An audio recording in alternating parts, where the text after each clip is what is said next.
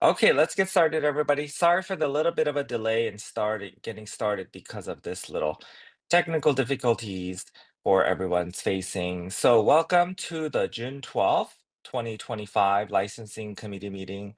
My name is Sung Oh, Chairperson of the committee. As we begin, I would like to welcome Claudia Mercado as a new member to our committee. Claudia was recently, well, Claudia, I'm sorry for mispronouncing it. I think it's Gladia, but was recently appointed to the board. We are very excited to welcome her as a new member to the board. Welcome, Claudia. I believe this is her first meeting as a member. So I see her name on there now. Thank So you. she is. Good morning. Hi, Claudia.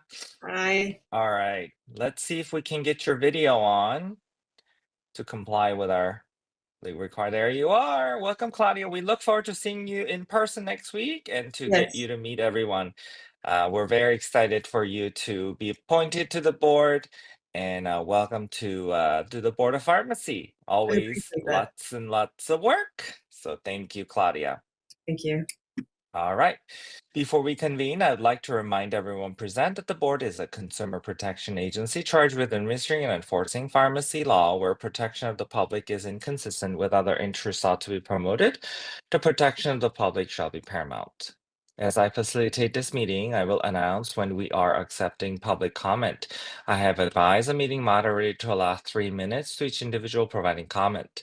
We will begin with public comments for individuals attending in person in Sacramento, followed by public comments by individuals participating via WebEx. This approach is necessary to facilitate this meeting. Before we get started, I would like to ask staff moderating the meeting to provide general instructions on the process for providing comment via WebEx. Moderator Ann? Thank you. This is the moderator. When we do announce public comment is being accepted, you will be able to click on the hand icon. If you're logged in on a computer, you should see the hand icon at the bottom row of your computer screen. If you're logged in on a mobile device, the hands may be behind the 3-dot other options. And if you are a call-in user, you may press *3.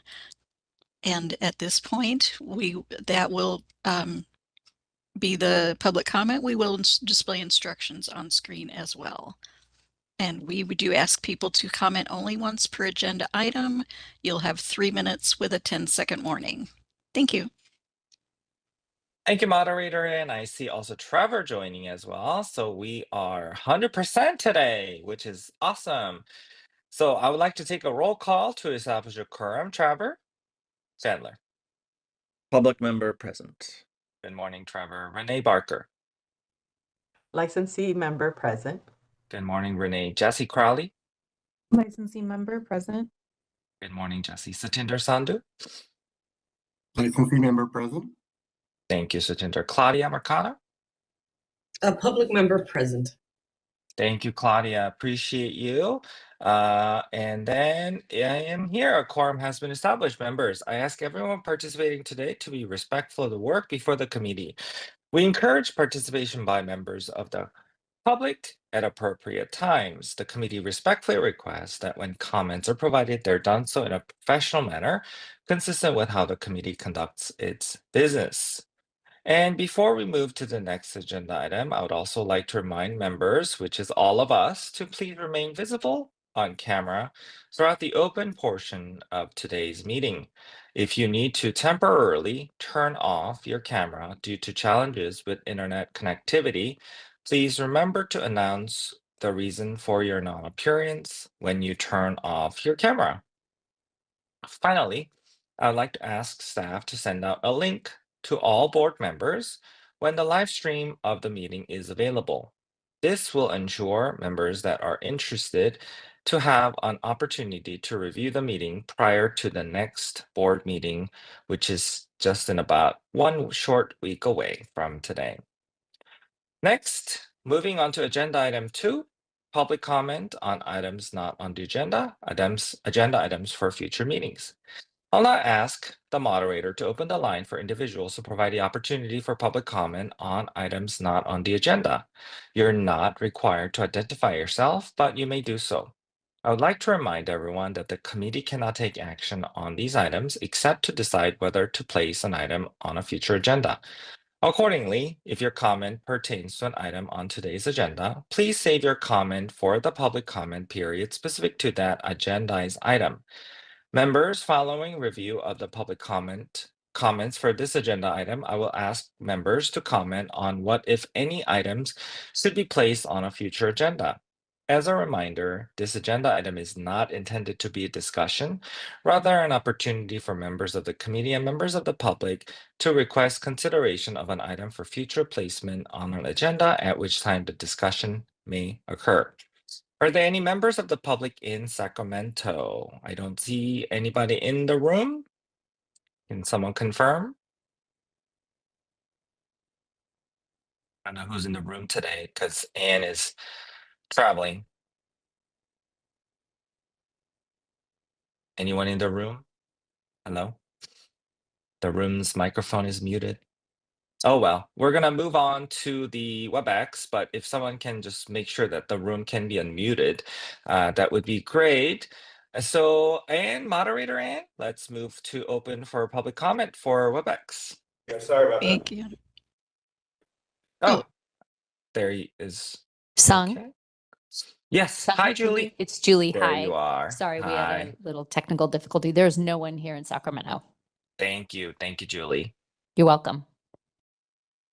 And this is the moderator. So if anyone logged in by WebEx would like to make a comment on an item that is not already on the agenda or suggest a topic for a future meeting, you can look for the hand icon and click that. Now the hand icon typically is at the bottom of your WebEx screen if you're logged in on a computer. If you're logged in on a mobile device, that might be behind the 3-dot other options. And if you are a call-in user, you may click *3 to raise your hand. Each speaker will have 3 minutes with a 10-second warning, and we ask people to speak only once per agenda item. Are there any comments on items not on the agenda or future topics? I do not see any requests for comment. Oops, hang on, we do have one. I see a hand raised from Boris Gitas. I'm going to send you a request to unmute, and you'll have 3 minutes. Hi, how are you guys doing today? We're well. So one of the agenda items that I don't see, I read the agenda yesterday, is the, I guess, timelines for license, the process by which the licensures are granted. And the reason for that is because I've applied for an outsourcing facility license, and it's been quite a long time before I even heard a response for anything.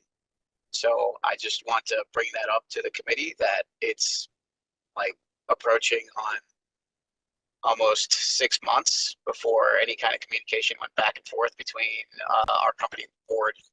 So I'd like to bring that up as either have timelines somewhere posted or have issues where things can be resolved so that the process can proceed forward. I don't really have anything else to comment there. Thank you for the comment. All right. Any other comments? I do not see any further raised hands. Shall I close that public comment feature? Yes, please. Thank you. Anne, do you have anything that you want to add or comment on? Not moderator Anne, but our executive officer Anne.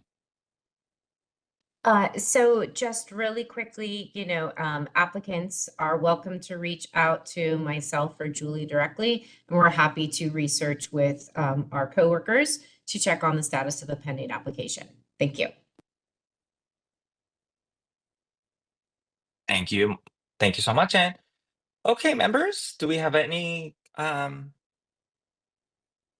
comments? Any suggestions for agenda item for the future? The full house today. Okay. Up, Claudia, go ahead. Yeah, I would like to hear what we did to address the public comment in the future meeting to see how we are making ourselves more accessible to applicants and how indeed are we sharing timelines and showing progress on their application. That'd be great. Thank you, Claudia. Appreciate the comment. Just for historical perspective, we have been sharing the information on our licensing committee meeting materials on the processing times, and we provide those updates routinely, regularly. And also we have the email addresses that our applicants can submit and ask questions on those. But absolutely, we'll continue to monitor and make sure that you are given information onto all those informations as well in the future meetings. Okay, any other member comments? I don't see anyone, so we're gonna move on to agenda item 3, approval of draft minutes of the October 17th, 2024 committee meeting. Members, as we begin our consideration, I will ask members if anyone have any questions or comments on the draft minutes from the gosh, that's so long ago, October 17th, 2024 meeting, found in attachment 1 of the meeting materials. I would also entertain a motion if you believe such action is appropriate. And I just realized that we had to cancel a couple of our meetings earlier this year, so which makes sense. So members, do we have a motion? Anyone have any comments or any corrections for the minutes? Or anyone would like to make a motion to approve? I move to approve. Thank you, Vice Chair Chandler. Do we have second? A second. Thank you, Satinder. Appreciate that. Any other comment, members? I'm not seeing anyone. I am good to go. Okay. With a motion and a second, we're ready for public comment. In Sacramento, I don't see anybody in the room, so we are going to move on. I'm going to assume nobody's in the room unless I'm being told otherwise for Julie and Corinne in the room. We're ready for WebEx. Ann? Thank you. This is the moderator. If you'd like to make a comment on the motion or the minutes, you may look for the hand icon and click that to raise your hand. And if you're on a mobile device, the hand icon might be behind the 3-dot other options. Call-in users can press *3 to raise their hands. Are there any comments on the minutes? I do not see any request for comment. Shall I close that public comment feature? Yes, please. Thank you, moderator. And all right, we're ready for vote. Trevor, how do you vote?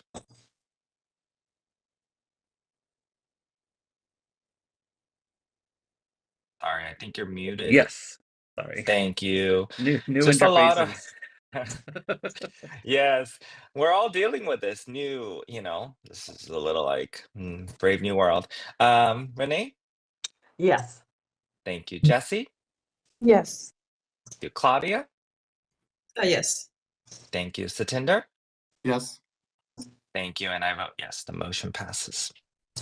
Okay, next is agenda item 4, discussion and consideration of Title 16 California Code of Regulations, Section 1793.8, technicians in hospitals with clinical pharmacy programs, including presentations. I wanted today to be an opportunity for the summer of education for all of our members, and also any opportunity for changes in our regulations to bolster and to make our pharmacy practice more efficient, more dynamic. So as included in the meeting materials, today we'll receive presentations from several health systems describing the roles pharmacy technicians fulfill in their respective hospitals. I am hopeful that these presentations will serve as foundational knowledge as we evaluate the roles of pharmacy technicians in hospitals, consider the board's current regulations, and evaluate if changes may be appropriate to advance patient care. The meeting materials highlight several relevant provisions of pharmacy law, and a brief background is provided, reminding members about the actions the board has undertaken to evaluate the critical role pharmacy technicians play in supporting pharmacists and the changes made to the authorized functions of pharmacy technicians. Following each presentation, I will open up for members to ask questions, followed by public comment, where individuals may comment on the presentation. And I would also like to first welcome Jandri Desai, Dr. Desai, and Evelyn Talbert, inpatient pharmacy technician manager with Stanford Healthcare. Dr. Desai and Evelyn, the floor is yours if you are ready to go. I know we have a lot of presenters, so it's just going to be a little bit, and then of course Cisco updates and everything. So I'm hoping everything is ready to go. I'm hoping the slide can be loaded up. I'm not sure if you're, I think our team is handling the slides. So Evelyn, if you could just make sure your sound is working, as well as Dr. Desai, I would really appreciate it. And the floor is yours. Good morning. Thank you, Dr. O. And thank you to the rest of the board of the pharmacy for inviting us to provide this presentation on the role of technicians here at Stanford Healthcare. I think Evelyn is just working on getting her camera up and running. So in the meanwhile, I'll do a quick intro. Do we need to share slides, or will those be loaded? This is the moderator, and we do have those loaded. We will be presenting those any minute now. Okay, perfect. Thank you so much. You're welcome. There we go. Thank you. So I'm Jandri Desai. I'm the Executive Director of Pharmacy here at Stanford Healthcare. I oversee our inpatient, ambulatory, investigational drugs, and informatics teams. And I thought, because this presentation is about the role of technicians in our health system, I wanted to invite Evelyn, who's one of the most senior technician managers at our organization, to join me in this presentation. Evelyn, would you like to do a quick intro?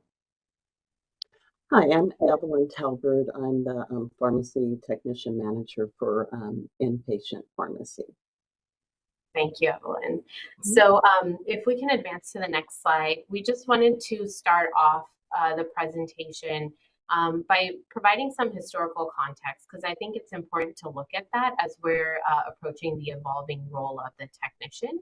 So on the next slide, I think many years ago, I would say, maybe 10, 20 years ago, there were a lot more standalone hospitals and independent or retail chain pharmacies providing care. And that was largely where pharmacists and pharmacy technicians provided their services and interfaced with patients. Therefore, the technician roles were very heavily weighted towards dispensing and distribution of medications. So Evelyn will review sort of the historical context of how technicians were previously contributing to pharmacy services at Stanford Healthcare on the next slide. Okay, basically technicians' roles were ordering drugs, setting par levels, and maintaining, like restocking the medication shelves. Also, we did a lot of pre-packing and sterile and non-sterile compounding. There was some we had like a cart exchange that we would take a cart up to the nursing unit and exchange. We would fill it in the main pharmacy or satellite pharmacy and then do an exchange cart. And we maintained floor stock and restocked automated dispensing machines once they became more prevalent. Next slide, please. Next slide. So, okay, go ahead. So what we wanted to do is then contrast that with the complexity of our healthcare landscape today and how technicians are better able to contribute, and we're leveraging them in new and innovative ways so that they can really practice at top of their scope as well. So I think automation is familiar to all of us. There have been so many new technologies, and now with the current AI boom, many more on the horizon that are helping us to automate dispensing, preparation, and now administrative functions. Additionally, from a healthcare landscape perspective, there are several financial drivers. Standalone hospitals sort of became or were acquired by larger health systems because of the opportunity to better coordinate care, but also because of the opportunity in the outpatient setting for health systems to generate revenue and generate a constant stream of patients. So there are a lot of now integrated health systems and there continue to be more coming on the horizon and less of those standalone hospitals. Additionally, with pharmaceutical costs becoming astronomically high, prior authorization and patient assistance programs are extremely important and critical to ensuring medication access and affordability for our patients, but the workflows are manual and the knowledge is highly specialized. And so technicians are uniquely positioned to provide support in this regard. And then, not lost on the Board of Pharmacy, but there have been increasingly stringent requirements from a compliance standpoint as well. So Title 22 has mandated crash cart checks and clinic inspections. In the last several years, the more stringent USP standards have been implemented. The DEA is also cracking down a little bit more on controlled substance compliance. And many organizations, especially larger organizations, qualify for 340B, our National Drug Discount Program. And in order to maintain compliance with that, there's a lot of opportunity for technicians to contribute. So in the next couple of slides, Evelyn will talk about, of course, with a focus on inpatient technician roles, but some of this can actually be broadened beyond just inpatient and is more representative of opportunities across the health system. Next slide, please. Okay, our current makeup of technicians, we still place orders for medications to come into the hospital, but currently we now have to restock medication and then use the software for DSCSA, which has put another level in the receiving of medications. We still do compounding and non-sterile compounding. We load the automated dispensing cabinets, and then here at Stanford we also have something called box picker and pill pick. So the medication has to be scanned into each of those systems, and then we use both the box pick and pill pick to pull medication to load our Omnicell machines. We also use Tech Check Tech. We have certified technicians that are able to check medications going into our automated dispensing machines. We also have Kit Check, and we utilize that for a lot of our adverse reaction kits. We use them up in the OR for different OR boxes, and we also use it for our anesthesia dispensing machine. So we have a tray exchange. Whereas before, what the technician would do is take a cart up to the AWS and then would QS it just by eyeballing it to make sure it's filled. Now we actually have exchange carts, and so the exchange carts will go through the Kit Check system. And it's also checked by a pharmacist, and then the technician in the evening will go up and exchange each cart, and they no longer have to QS everything. So one cart in, and then one tray in, and then one tray out. And then also, once we moved to our newer building, we implemented a chain of custody technicians.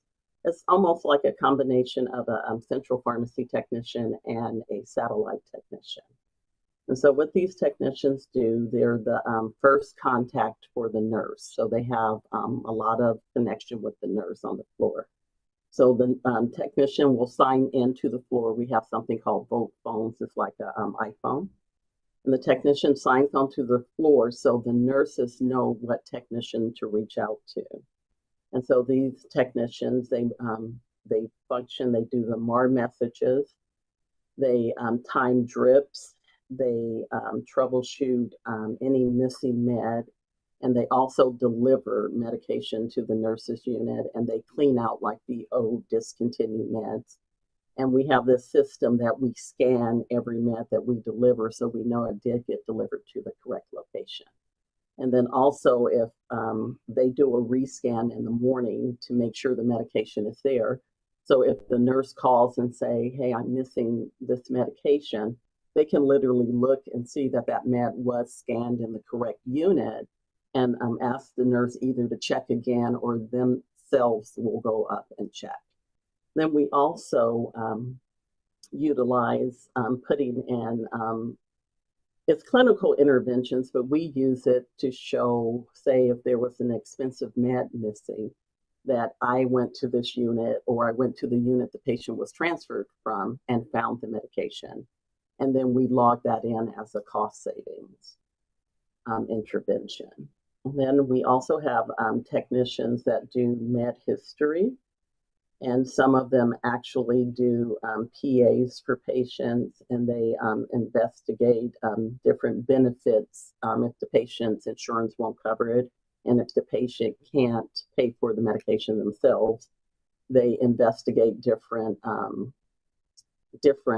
either systems that will help the patient pay or find a discount card that will at least give the patient a discount. We have technicians that maintain our automated dispensing machines as well as any of our pharmacy automation. So these technicians, they run reports, they monitor for waste, they also check the par levels and adjust par levels as needed. And we also have, like I mentioned before, it's called the pill pick, which is a pre-packing machine.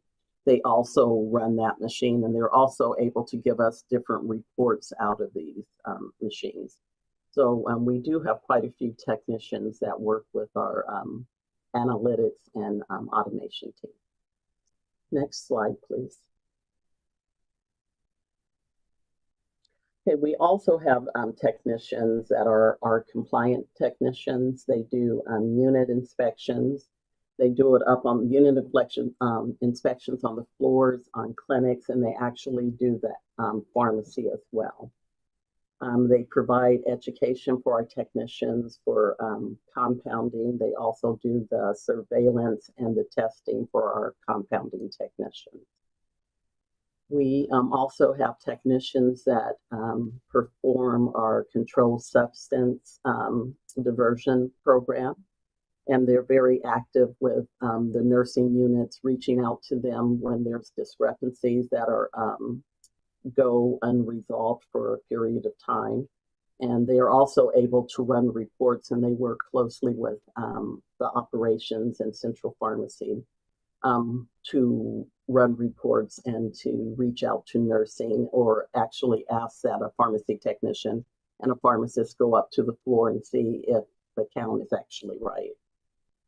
And then we have our 340B technicians, and then the group that works with our finance team, and they do, they maintain our charge master.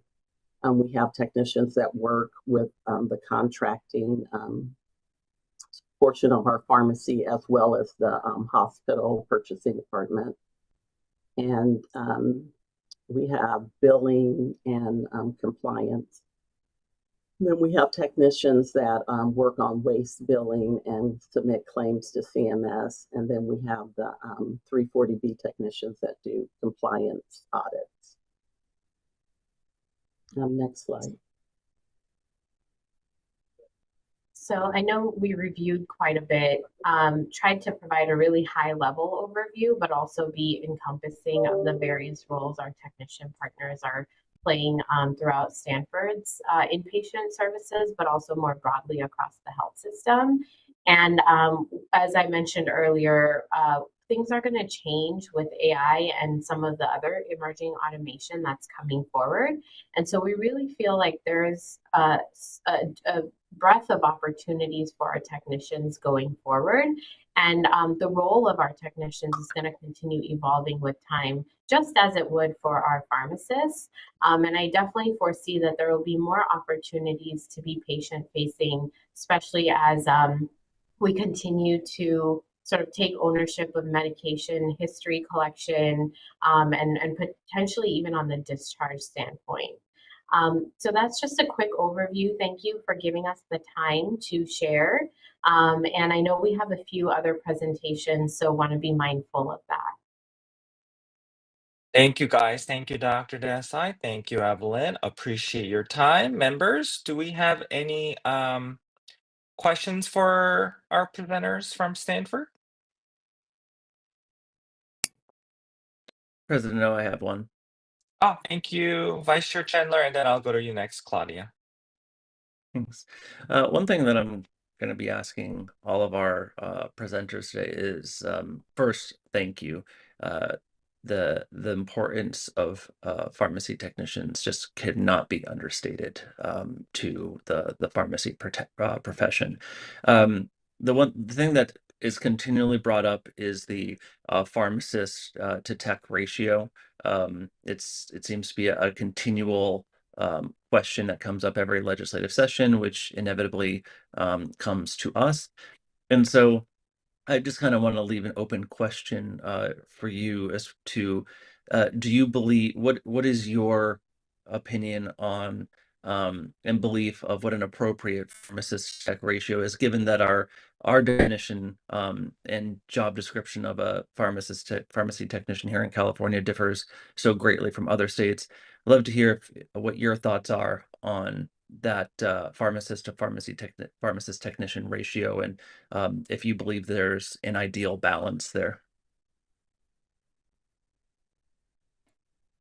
Thank you for the question. I'll invite Evelyn to comment as well, but I can just share my thoughts. I think with all of the advances in automation and technology, and again, the growing role of technicians in the health system, I feel like there is an opportunity to maybe loosen the ratio that we currently have.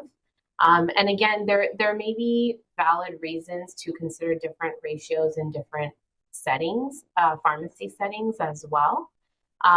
So that's something to think about as we approach this. But overarchingly, I feel like at Stanford, again, in the health system, we're fairly well situated because we have plenty of technicians and plenty of pharmacists to supervise those technicians. But also my comment is coming from the standpoint of, well, what does the supervision really look like these days? We have so much barcode scanning, we have tech, we have automation. So it's sort of, to me, the heart of it is, what is the definition of supervision? What are we expecting when we say supervise the technician? And how can that evolve as pharmacy roles continue to evolve? Evelyn, do you have any additional comments? I don't, but I agree with you. What does supervision look like? And that's the biggest thing. Thank you. Thank you, guys. And then Claudia? Hi, thank you so much for being here. Yes, can you tell us, in terms of the healthcare world, where does the Stanford Medical Center stand in terms of how many patients you guys are seeing? So just a comparison of the scope of work you guys do would be great to understand. And then also, you guys mentioned there's automation coming and there's ways to, from what I heard, develop the human side of the technician. Can you speak on how we do that, both to improve the care of the patient, but also to mitigate any potential,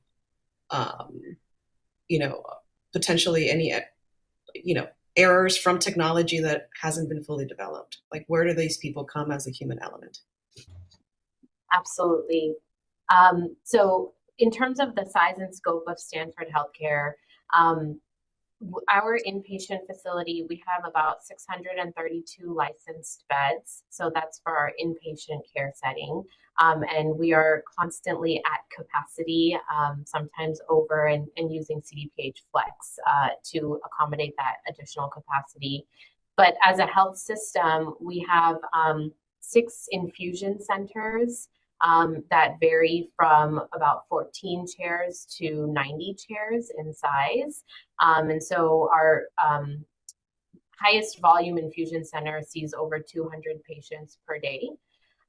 We also have 3 ambulatory surgery centers, and then we have some 400 or so ambulatory clinics. So I don't know the exact number of patients, but I think that can give you a general context of size. We also, sorry, I didn't mention, but we also do have a hybrid retail and specialty pharmacy as well. In terms of technology and how do we, utilize technicians to oversee our technology and prevent or mitigate errors that may result as new technologies emerge. I think our approach has always been very cautious. We vet the technology significantly, but anytime we launch the technology, we perform audits on the accuracy of the technology. So as Evelyn talked about, the pill picker and box picker, which are essentially pre-packaging machines, even though everything is barcode scanned, even though everything is automated, we still did audits to make sure that what was being dispensed accurately, to make sure that the drug was truly what it should be, that maybe there's not 2 pills in 1 packet, etc. So I think that is, as we have new technologies, I think it's important to continuously run reports or audit the technologies to ensure that we are mitigating the errors. But again, a lot of them will have their own reporting tools that you can leverage for error mitigation. Did that answer your question? Yeah, definitely. And I have another quick one. So it sounds to me, since you're both the healthcare provider, so you're the physicians there are prescribing and you're also fulfilling the prescriptions. That's correct? So do you guys? Yeah. So do you guys do an analysis of what is prescribed and what is actually filled in the gaps in between? Great question. Are you talking about this more from the outpatient perspective, I assume? Yeah, just trying to understand, because I believe you did mention that, I'm just trying to understand the challenges of filling the prescriptions. I think you mentioned there's a financial aspect, there's a technical, there's probably a supply. So how do you continuously analyze those gaps in between? Sure. So in the inpatient setting, we fill every single order that comes through. That is just the requirement. And so, if there's a drug shortage, as an example, and we're unable to fill that medication, we would intervene with the provider to let them know that the medication is unavailable, but recommend an alternative and then fill that alternative. The same goes in some of our ambulatory sites. But I think where the challenges arise are more, so Stanford Healthcare does not have our own, we're not an HMO, we're not an ACO, so we don't have our own insured population. So we accept patients with all different types of insurances at our organization, and each insurance plan has its own coverage requirements and therapies that would either be covered or not covered. So in our infusion centers, in our specialty and retail pharmacy, we receive the prescription, we run the benefits check, and then if it is determined that we are not in network for whoever that patient's payer is, we would do a warm handoff to an external pharmacy who is able to fill that prescription. I don't have the metrics off of the top of my head, but I would say it's not uncommon that we are sending prescriptions outside of our health system purely due to payer preferences. And that's becoming an increasing problem where payers are steering patients away from health systems to their own vertically integrated specialty pharmacies or infusion pharmacies, which is really causing a significant fragmentation in care.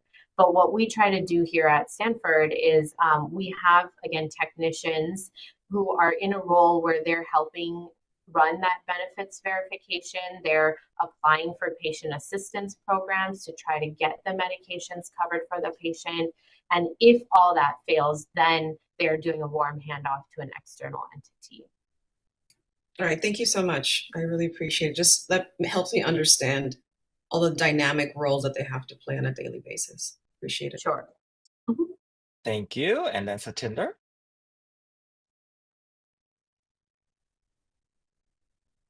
Well, I want to thank you.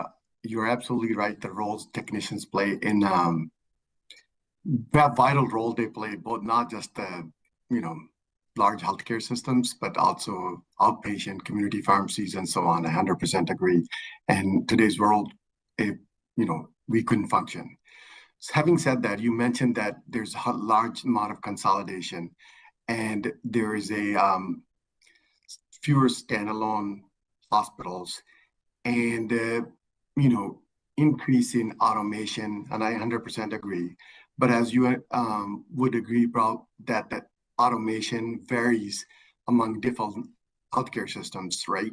So, as my colleague Trevor asked earlier about the ratio, and I know we have another meeting and we'll be talking about this topic specifically, but I wanted to know if you advocate, considering that, all variations of automation systems, that there needs to be a different type of certification or education needed to allow level of expansion of the role the technicians need to be done as we think about regulating this area and expanding roles. Do you think that the technicians have a sufficient certification requirements now, or that needs to be, different levels depending on what kind of automation, in your opinion? If you can expand on that. Sure. I think it would be really challenging to provide an automation certification only because there are so many vendors and so many different technologies that could be used. So I definitely think there's, in that regard, our technicians receive, on-the-job training. When we launch a new technology, the vendor actually comes and educates us on how to use it. We designate super users who become sort of our in-house trainers, and we go from there. But I'd love to hear Evelyn's thoughts, whether you feel there's a role for a different type of certificate program. When we first went live with Omnicell, they did bring us out. There was a few of us that went out for super user training. And out of that, we had one tech that really rose to the top. And so that tech became like our in-house trainer. But I could say, I'm not sure if Omnicell still provides that level of training, but they did put a lot into our staff when it came to training on how to use Omnicell. And then also when we brought Box Picker on board, like Chandri said, the vendor did do a lot of training. So we had a couple, like 3 or 4 techs over here learning how to use the system, and then they became the trainers. So we do have like super users. And I did fail to mention, we do have like 6, actually now we have 8 supervisors in the inpatient arena. We have one that functions for our med history, but we do have an automation technician supervisor. And so they provide a lot of the training. I don't think PTCB might have like an automation, but it's not going to really train you for each automation that exists today. So I think it's up to the hospital to develop a training for their staff. I was also thinking along the lines, so thank you for the answer. I was also thinking along the lines of that if we have, let's say, tier, if you have this type of automation, you're then allowed to do these XYZ clinical services that you're not allowed to do, is something of it. That's what I was kind of going at, like it's sort of a tiered system. Level 1, you're allowed to do these services, only dispensing, and then after that you can do further more clinical services that are currently not allowed with their certification. That's kind of what I was hoping. We do have levels of technicians, if that's what you're meaning. Yes. But we do not operate that way. we bring the technicians in and we train them. And so we might actually have a level 1 technician that is able to do compounding. And I know some facilities don't do that, but we train them to be able to do that. Because what happens if you say only a level 1 can do this, a level 2 or 3 can do this task? When you have sick calls, you do not have the ability to have people cross cover. So we, all of our technicians have, when they come in within the first year, they have to be able to work in 3 different areas. So that's how we have like cross coverage. And I really, because we thought about that at one time, oh, if you're level 3, you can work here, say in the IV room. But what happens if you don't have any level 3s after 2 of them called out sick, and you do have level 1s in? So, you know, how would you then operate? I found it would be too difficult to do that. Thank you for that answer. That really helps understand. It seems like you do have a level criteria set up to allow them based on their training. I was seeing if you need to, it could be covered in SOP, or it could be a regulation or something where it describes that. So thank you. That helps a lot. I would just Thank you add that I think you hit it on the head. I think it should be SOP, or, you know, each organization should be able to determine that, and of course ensure that they're establishing a training and a competency program as we're allowing technicians to do various other tasks. But I think if it is regulated, it sort of ties everyone's hands. And as you mentioned, every organization has different needs. So I think allowing the organization autonomy to do that makes a lot of sense. I agree. Thank you. Thank you. Renee, I'll go to you.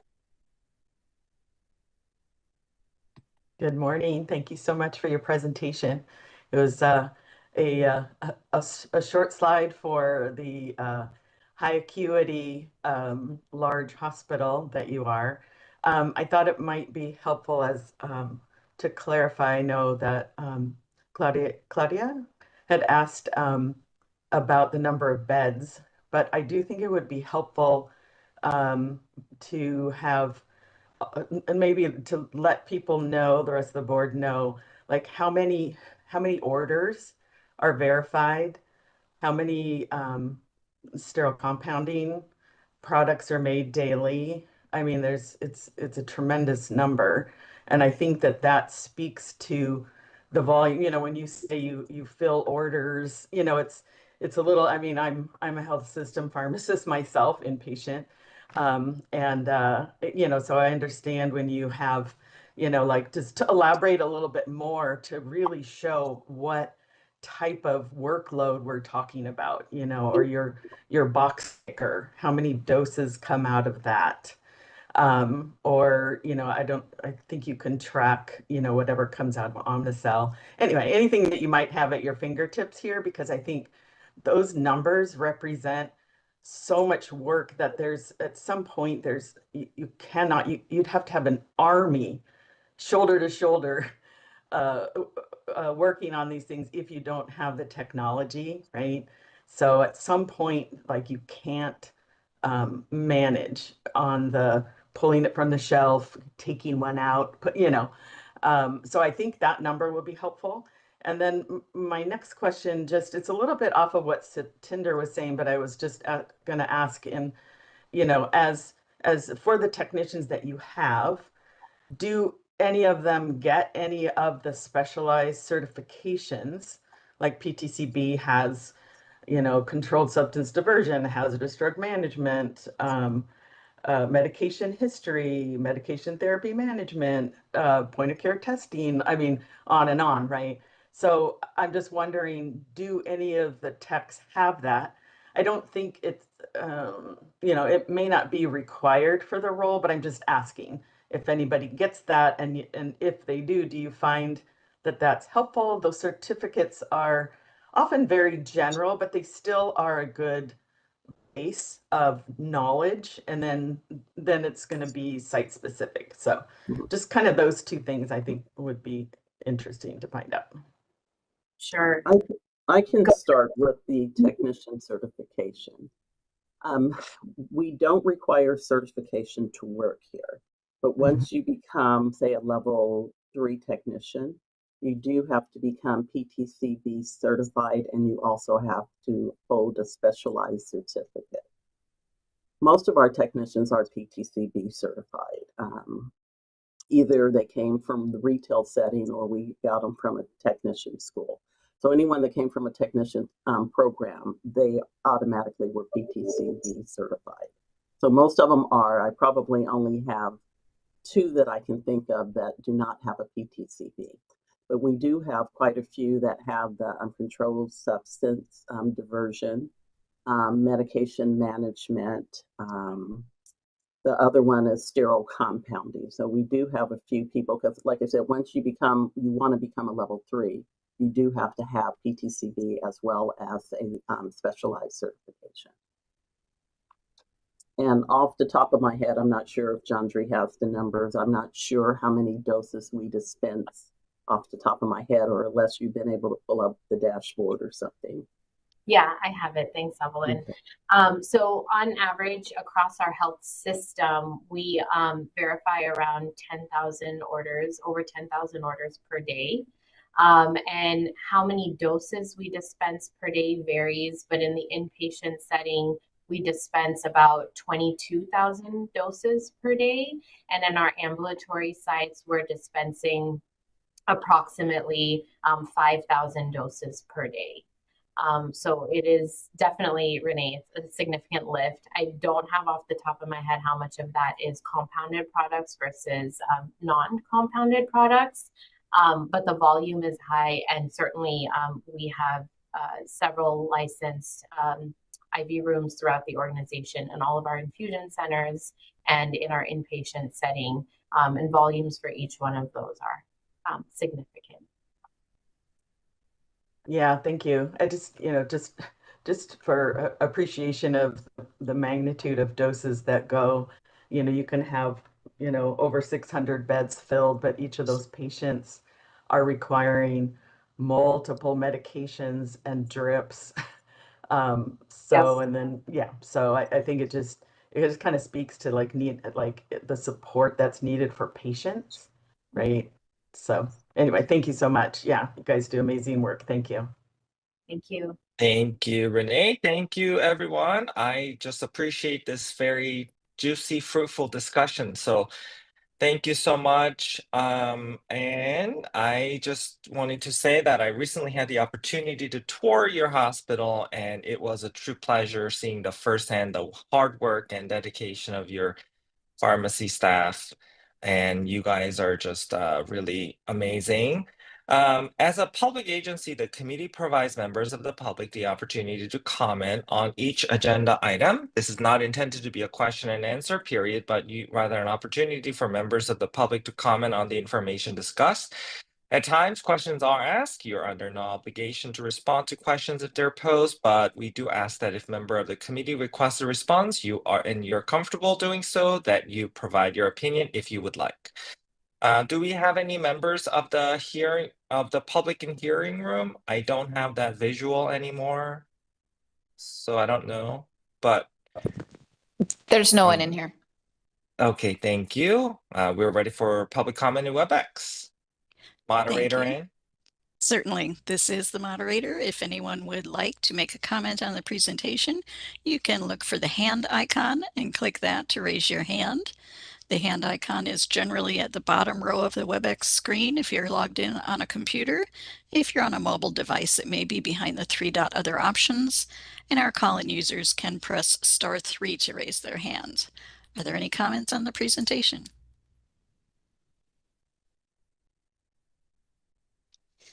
And we do have a raised hand from a couple of people. So just as a reminder, you'll have 3 minutes with a 10-second warning. And our first raised hand is from Boris Gites. I'm going to send you a request to unmute your microphone. Hi, guys. Hi again. First of all, thanks for the presentation. I really enjoyed it. I don't ever see the side of the business where the medication is actually dispensed to the patients. We manufacture millions of units a year, but never see it being used in practice. However, the one thing that I have found very detrimental to the entirety of the system is the DSCSA chain. So I just have a question, and how cumbersome is it to use the barcodes that are generated for the medication that is dispensed? And is that the totality of your comment? That's it, yeah. Okay, thank you. And shall I Evelyn. allow time? Certainly.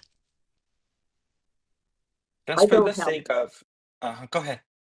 Okay, I was going to say I don't have personal knowledge, but I was just speaking with the manager of our supply chain the other day, and he said it has slowed them down quite a bit because we were asking why a certain area couldn't get their delivery as timely as they wanted it. But he said it has really, really slowed them down.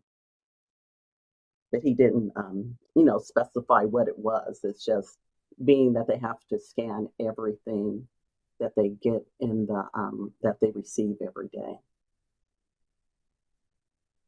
Thank you. Okay. All right. Ready to move on to the next moderator, Ann. Thank you. Our next commenter is Chasney Johnson. And Chasney, I'll send you a request to unmute and you'll have 3 minutes with a 10-second warning.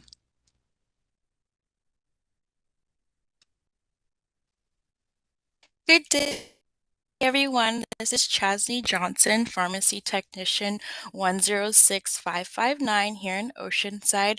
I wanted to thank everyone for going over the pharmacy technician roles that we have. I would like to remind everyone how important it is to hear from a pharmacist when we are getting hired. There is a lot of automation. We do hear from human resources, but I remember when I first got my license, I would hear from a pharmacist just saying that they received my application, and you're not hearing that a lot of the time now.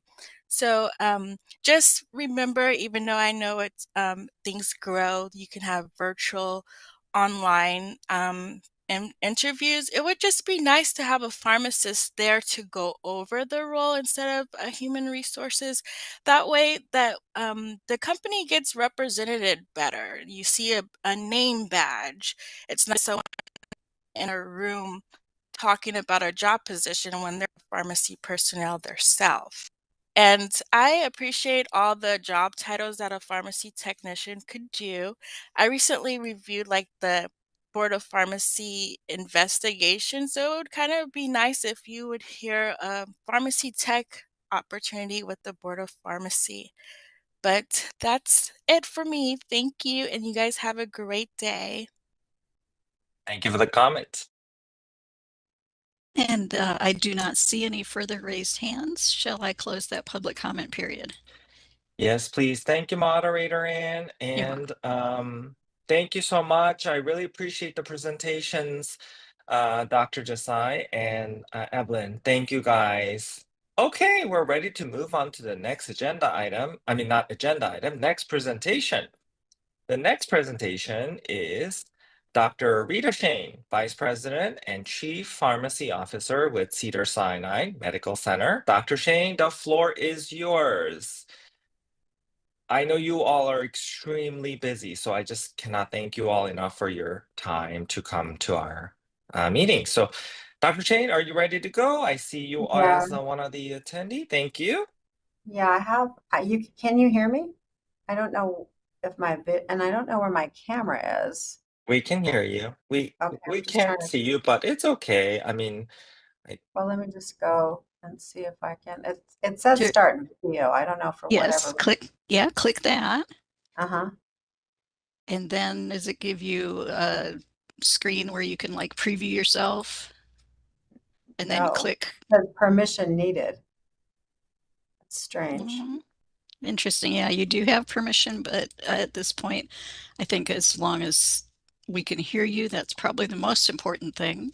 Yeah, apologies. It just could be, no worries. It could just be your computer settings, which blocks camera usage sometimes. So go ahead, Dr. Shane. All right. I will. I'm just distracted by the inability to be seen anyway, just because it's never as interesting to hear a voice without the the communication, but let's get started. So I started at Cedars a very, very long time ago as an intern pharmacist. So way before many of your times, and I was trained by pharmacists and technicians. So I quickly recognized the value technicians bring and how much I learned from them while I was a pharmacy student. So just a little bit of background about us. We're in Los Angeles. We're licensed for 950 beds, and we run over just like every organization these days because of the need for healthcare by so many members of our community who seek us out for care. We have a large number of intensive care unit beds. We have a level 1 trauma center, and we are a stroke center. Our pharmacy services are very decentralized, not only in the acute care setting and the emergency department and operating room, critical care, pediatrics. We do a lot in the transition of care space, have 2 licensed cancer centers that are part of the organization, and we have specialty and retail pharmacy services. So that's by way of background. Next slide, please. So I can speak to the evolution of pharmacy technician roles because I have been here this whole time. And what we've seen, which is consistent with the presentation you heard from Dr. Desai and Evelyn, is the evolution from pharmacy technicians being involved in supporting the central pharmacy operational areas to advances in the areas of automation, as well as more and more direct patient care. And a lot of that is as a result of the support and collaboration with the State Board of Pharmacy. So you can kind of see our history and our evolution here at Cedars-Sinai Medical Center. And I'm happy to speak about it because I was involved in all of it. We created one of the first technician career ladders in 1989 because by then I had graduated and become a pharmacist and was in a leadership role. I was actually director back then and recognized that we needed to find a way to retain technicians that were committed to patient care and who wanted to grow within our organization. Because I've always said, you can talk about a department, but at the end of the day, it's each individual that enables a department to deliver safe care to patients. And technicians are the backbone of what we do in not only our organization, but as you heard at Stanford, and any setting in which technicians work. Next slide, please. Good news is some of this has been covered by my Stanford colleagues, so I don't need to go into some of the detail. So when we look at the roles of technicians and pharmacists, we look at the dimensions of pharmacy practice. And so, you know, we go back for many, many years in traditional hospitals, the focus was on the acute care setting. But as you've heard from my colleague, and you will hear from other colleagues speaking after me, we now do a lot of work in the post-acute setting, including in the ambulatory care setting, transitions of care, and in the infusion space. And technicians are a part of all of that. So as we've evolved in terms of pharmacy practice, so has the role of the technician, and the specialties you've heard about have become an integral part of how we are able to operate to support the care of the patient.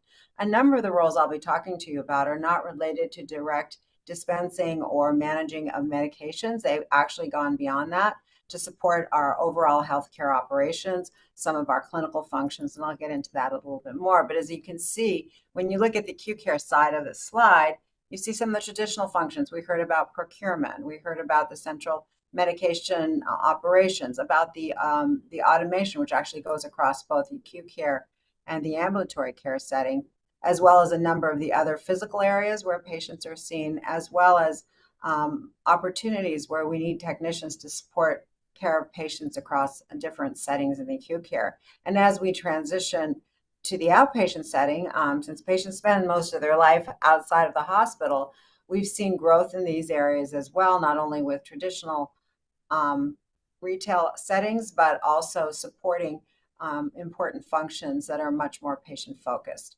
And then across, I've mentioned automation and business operations, we use technicians, as has been cited by Stanford very significantly, whether it's 340B or helping us with data analytics and these other areas as well. So suffice it to say that we could not operate without technicians, and they really do have a career within health system practice. And I think those of us who've recognized this have tried to leverage their knowledge of drug therapy to enable us to advance not only their roles, but to support the role we played in safe medication use. Next slide, please.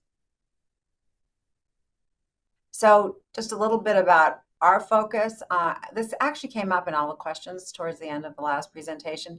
So much of our ability to leverage text focuses on knowledge, skills, and abilities. And so one of our areas of focus has been ensuring competency in the selection process.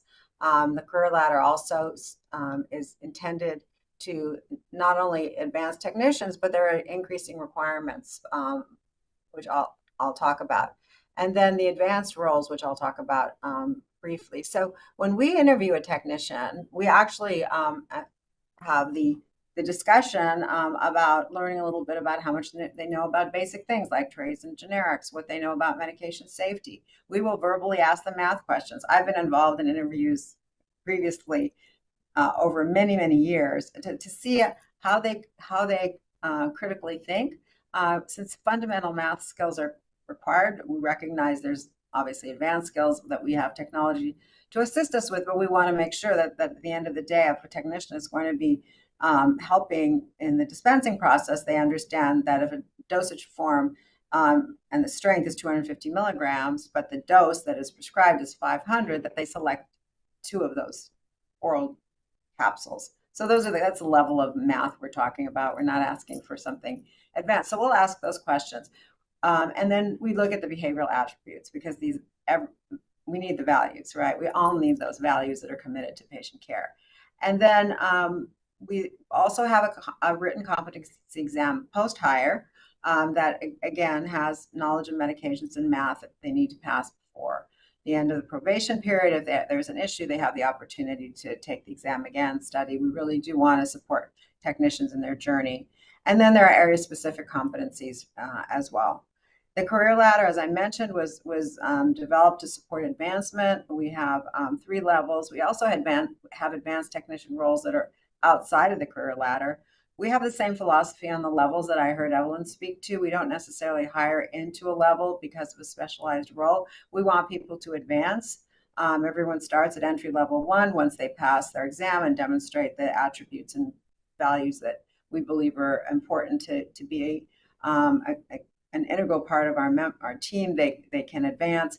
We had been requiring PTCB for level 3. We're actually going to require it for level 2. Most technicians, as was indicated, are coming in with that as entry level, and we think that's important. Kind of creates not all the knowledge, but a level playing field with respect to knowledge and skills. And similarly, our initial roles, as I think I mentioned, were really to support medication use processes. But as we continue to advance, we're seeing more and more patient care related roles and new career pathways, which I'll share with you. I do believe fundamentally, as we think about ratios, advancing tech roles, how do we do this? How do we do this safely? What you'll see when I share the roles we have, some of them are not directly tied into drug therapy management. They're roles that leverage the knowledge of the technician to support other key functions like prior authorization for injectable medications, for example. We know prior auth is a key function in every community-based pharmacy practice, but it's also critical in health system practice given the growing number of medications that are either administered in clinics or infused. So technicians play a key role in that function. In terms of how we manage training, there's area-specific training. There are requirements for advanced training, obviously sterile compounding. We need to make sure the staff have training. And then we believe quality assurance, which oftentimes is observation, is one of the ways to assure that quality of work is being done to support safety. So, and the ratios would not be the same for someone doing prior auth than they would be for someone working in our community practice or specialty pharmacy setting. So next slide, please. So this is the list as of the time I put the slide together of our technician roles. We've had developed these roles literally since 1989 and continue to add to the list, just given one, the support of the state board and enabling us to advance technician roles, and just the knowledge, the needs of our programs. So it's probably very similar to what you heard Dr. Desai and Evelyn presented, but it just shows you how we leverage technicians' drug therapy knowledge to enable us to do things like surveillance, where they're doing a lot of auditing for us. Our purchasing, which was back in the 1980s, and some of the other more contemporary roles like medication history and transitions of care. So I think that my philosophy is really, it's about the individual, it's about the individual practitioner. And if we can identify individuals who want to make Cedars-Sinai their career, then we want to support their training and identify those individuals who want to advance in these roles, because it's a win-win situation. And we get an excellent product. Other departments I work with hire project managers for different roles. And I always think if we can find a technician who wants to do roles, they may not be dealing with the medication use process directly, but they are overseeing our pharmacy in a very an aspect of pharmacy in a very significant way to enable us to meet the needs of the organization and our patients. Next slide. So advances in practice that I had the pleasure of working on. This is what happens when you've been in practice as long as I have. I worked on Tech for 13 years with the California State Board of Pharmacy, and we do have a program, as many others have. You heard about it already. We have very stringent requirements. We did the research study demonstrating the technicians were not only safe to do it, but as safe, or not, if not safer than pharmacists. So we do have a very specific set of requirements for this with certification and annual recertification and audits. And both of these are, by the way, cited in the documents you released for this meeting. The medication list for high-risk patients, which is personally dedicated to my father. So again, we've spent a lot of time on this. We're very proud that this is now happening in California, and we're very proud to brag that California is the only state that has this in place. By the way, Texas, I've been working with them. They had a partisan issue, and they couldn't get through their legislature because of partisanship, which I don't need to talk about because we can hear about it on the news. That being said, I'm really proud that I had the opportunity to work with legislation and with the board. And this is the areas we wanted to spotlight. Next slide. And just a little bit more about what we do. So our focus is on high-risk patients, including inpatients, largely focusing on Medicare patients. You know, the average Medicare patient's on 15 meds. Not all, but focusing on those. We also, our emergency department felt so strongly that they need technicians to evaluate geriatric patients that we actually have an official program that was championed by our chief of the chairman, the physician who leads the ED. He actually received a grant, and he targeted the funding for technicians to do med histories of geriatric patients. So that just underscores how valuable he thinks the work is. We contact discharged patients to make sure they've gotten their medications, and then if any issues, then get triaged to the pharmacist. So it's a really wonderful way to engage technicians. They also obtain the medication lists upon discharge and upon admission and upon discharge from the skilled nursing facilities, because we know that's where there's the vulnerability of medications being incorrectly discontinued or not continued discharge. And upon admission, we really want to know what they were getting, because that sometimes is the reason they're here. And if we don't have that information, it's very difficult to get a history from a skilled nursing facility patient. So we do believe that this has expanded our pharmacist's ability to really see more patients and transitions of care, obviously freed up both pharmacist and nursing time. Next slide. I thought it would be of value. I didn't know if it was already been covered. I'm going to quickly just give you an overview of what's going on nationally to support technician training and advancement, because I think all of us want to leverage what's available to provide that fundamental education of our nurses, in addition to what we do in our specific practice side. So just a few slides on this, and I'll conclude. Next slide, please. So I don't need to talk about PTCB. So there is a Pharmacy Technician Society established with the support of the American Society of Health System Pharmacists. And these are the different tiers of what is offered by the Pharmacy Technician Society to support career advancement and knowledge, skills, and abilities of technicians. Next slide. Again, this was just to give you kind of an overview. These are like hors d'oeuvres.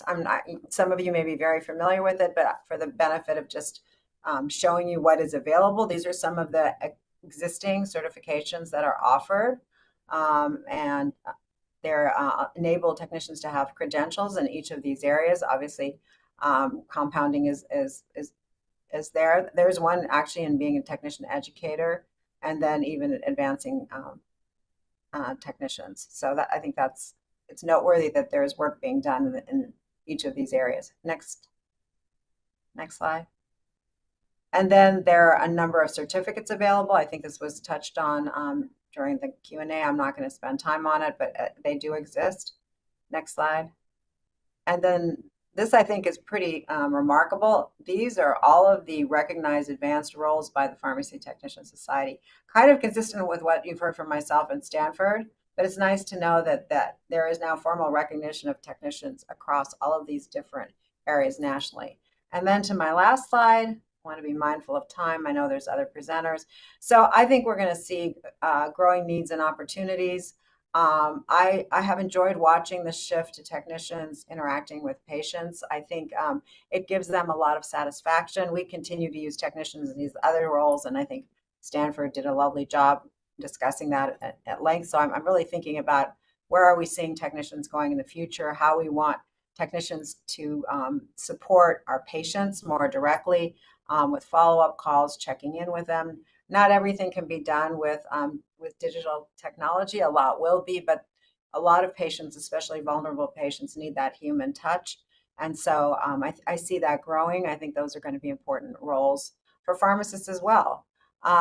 Lot of work in the data analytics space. We find some technicians really want to develop this, or they actually came here with the idea of wanting to do more of this work. So we see more opportunities just to manage the data coming out of all of the automation and technology and auditing. There's a lot there. Medication safety education. We used to have a technician who was a medication safety regulatory tech, and he would do a lot of education around lookalikes, soundalikes. I think more and more roles are and opportunities exist there. So that's where you start to talk about ratios. Ratios don't make sense in these roles, but they do demonstrate how we can leverage technicians in a very meaningful way to provide important roles in our organizations. I mean, if you were to ask me and what was in my crystal ball, I'd like to see Medicaid technicians educate nurses about the fundamentals of medication safety. So many nurses have been out for less than 3 to 5 years. Lookalike, sound like drugs, labeling lines. I mean, we could go on, and I don't want to take up time. And then post-acute follow-up with patients. I have said this for many, many years. We take our cars in to get an oil change every, quarterly. We need to check in with patients quarterly. And sometimes that could be a technician just to say, are you getting your medications? Have you had any issues? That would be a prompt to then have that patient, the high-risk patient, have a touch point with the pharmacist, and maybe need a referral back to their physician. Anyway, thank you for your attention and letting me share a little bit about us, a little bit about my thoughts, and having been here for the history of this, I'm in my organization. I'm really happy to say I really believe technicians are the backbone of what we do. Thank you, Dr. Shane. As always, I really appreciate your time and your presentation. I see Jessie has her hand raised, so I'll go to you first, Jessie. Thank you, President O, and thank you, Dr. Shane. Always learn so much for you whenever you speak, but I just kind of wanted to get your perspective. From the retail setting, we really struggle to hire technicians, get people who are interested, and you at Cedars have such an extensive process, which I think is fantastic. Even though it starts at entry level, as you said, I'm kind of curious. Do you have trouble filling technician roles, being of such high caliber? And if not, what do you think contributes to not having that problem? We have challenges. I mean, we do screen a lot of technicians before we hire them. I mean, we do have to be selective. And there is a challenge because if we don't have the technicians, we can't function, right? So we have done educational fairs. We would literally have had educational fairs where we interview at the same time. So we bring technicians in and when we've had like a large number of vacancies and it's kind of like mission critical. So we will have an educational fair. We'll bring technicians in and we'll speak to them and we'll let them talk to us. And then we will set up interviews. I mean, really, we'll get a big room And we, sometimes we get to go to attendance. I personally remember how many times we've done this. I call it like speed dating, because basically what we do is those that are interested, we will have a tables and we'll sit and talk to them a little bit about their interest, and we'll interview them on the spot. And if they pass the first pass, they go to the second interview. And then if they pass that, then we call them in, let's say a week or two later for the interview. But we basically go through and are able to screen a lot of people in a few hours. And it's a way to like have that personal touch. I mean, these days, unfortunately, we're all on Teams, but at least from the local level in the past, I'd have to check with my team the last time we did it. I found it really rewarding. I remember the first time I thought about this, people thought I was crazy. I said, no, let's invite people in to get to know us and get to know them. And let's see how many actually would be the right fit. Because so much is it's knowledge, skills, abilities, but it's fit, right? It's always fit is right up there. You'd see my hands moving around if you could see me. Anyway, so that's kind of one of our strategies especially when we have an acute shortage and we know we've got to move and get people on board. Great. Thank you so much. I really appreciate it. Thank you, Jesse. Trevor? Yes, thank you so much, and thank you for everything that you have done to make the pharmacy technician role its own standalone, respected role. I think that's incredibly important. One thing, so I've first question and the second question I'm kind of asking everyone is the incredible amount of advancement that we now have within the pharmacy technician community. I'm a public member, and so for members of the public who may say, okay, well, when does it make sense for a pharmacy technician to move to become a pharmacist? Or at what point do the advancements of being a pharmacist technician actually kind of I don't know if this is the correct word, but infringe on, the responsibilities of a pharmacist. Could you kind of dive into that distinction of with all of this advancement and professional development we're seeing in the pharmacy technician space, do you see us getting approaching kind of that infringement area or kind of vague overlap between the amount of advancement you can get in as a pharmacy technician in the roles and responsibility of a pharmacist? I really don't, because having technicians in these various roles enable the pharmacists to even advance their roles even more in terms of their whether it's an area specific role in oncology or critical care, or it's transitions of care, or frankly community practice as well. I mean, a pharmacist sitting on the phone doing prior auth is not good use of a pharmacist's time. Across the country, there's been a national discussion that technicians actually should have a slightly higher wage to maintain them so they don't leave the profession.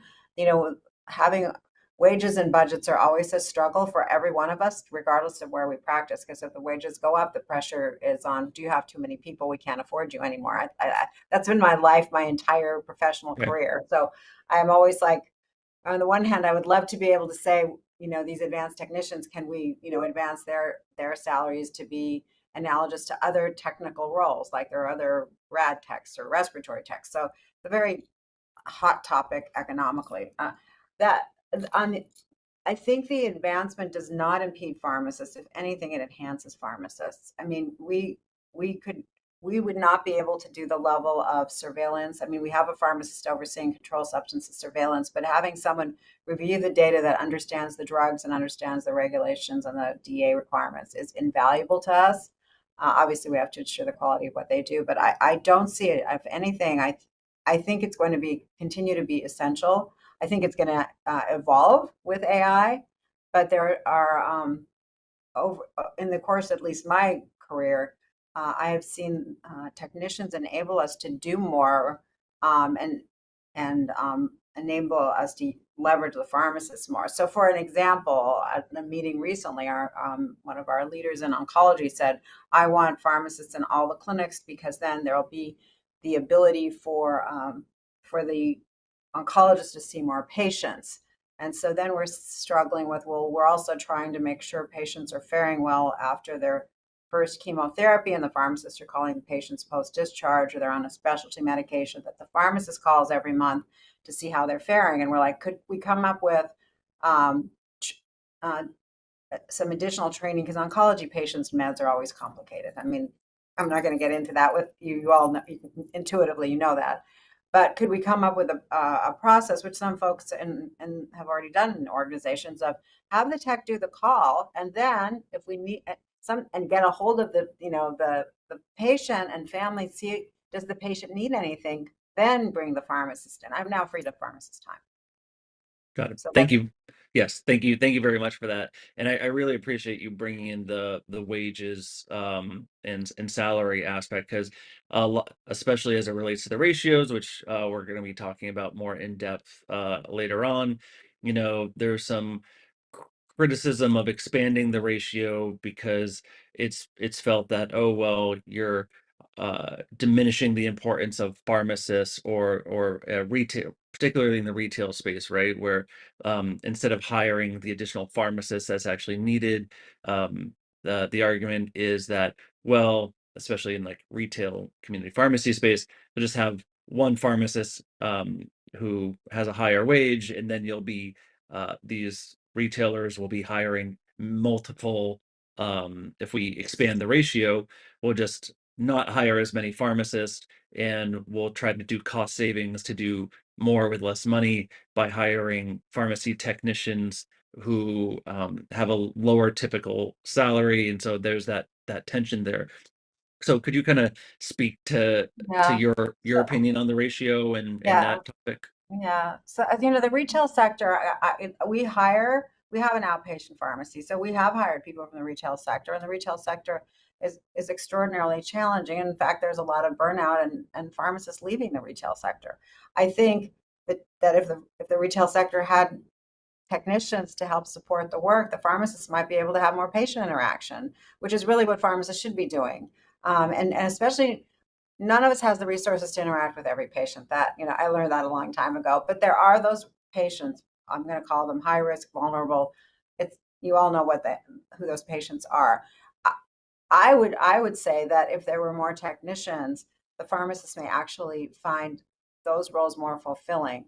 They could look at a patient who was just discharged from the hospital and recognize that this patient needs a little more reinforcement on what they've got a bunch of new meds, and a pharmacist knows that these meds need a little bit of additional attention. Well, there's no way to do that now. It's because of the nature of how it was built. And what I say to my own team is anything that was built decades ago is obsolete. And I can say that because I built the program here, but I really feel the same is true for community, where that touch point with the pharmacist is so essential, especially with the complexity of medications.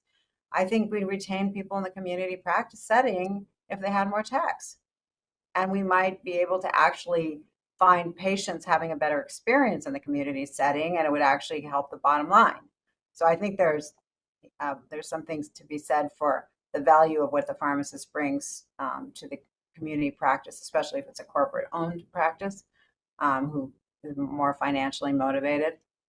So just my opinion.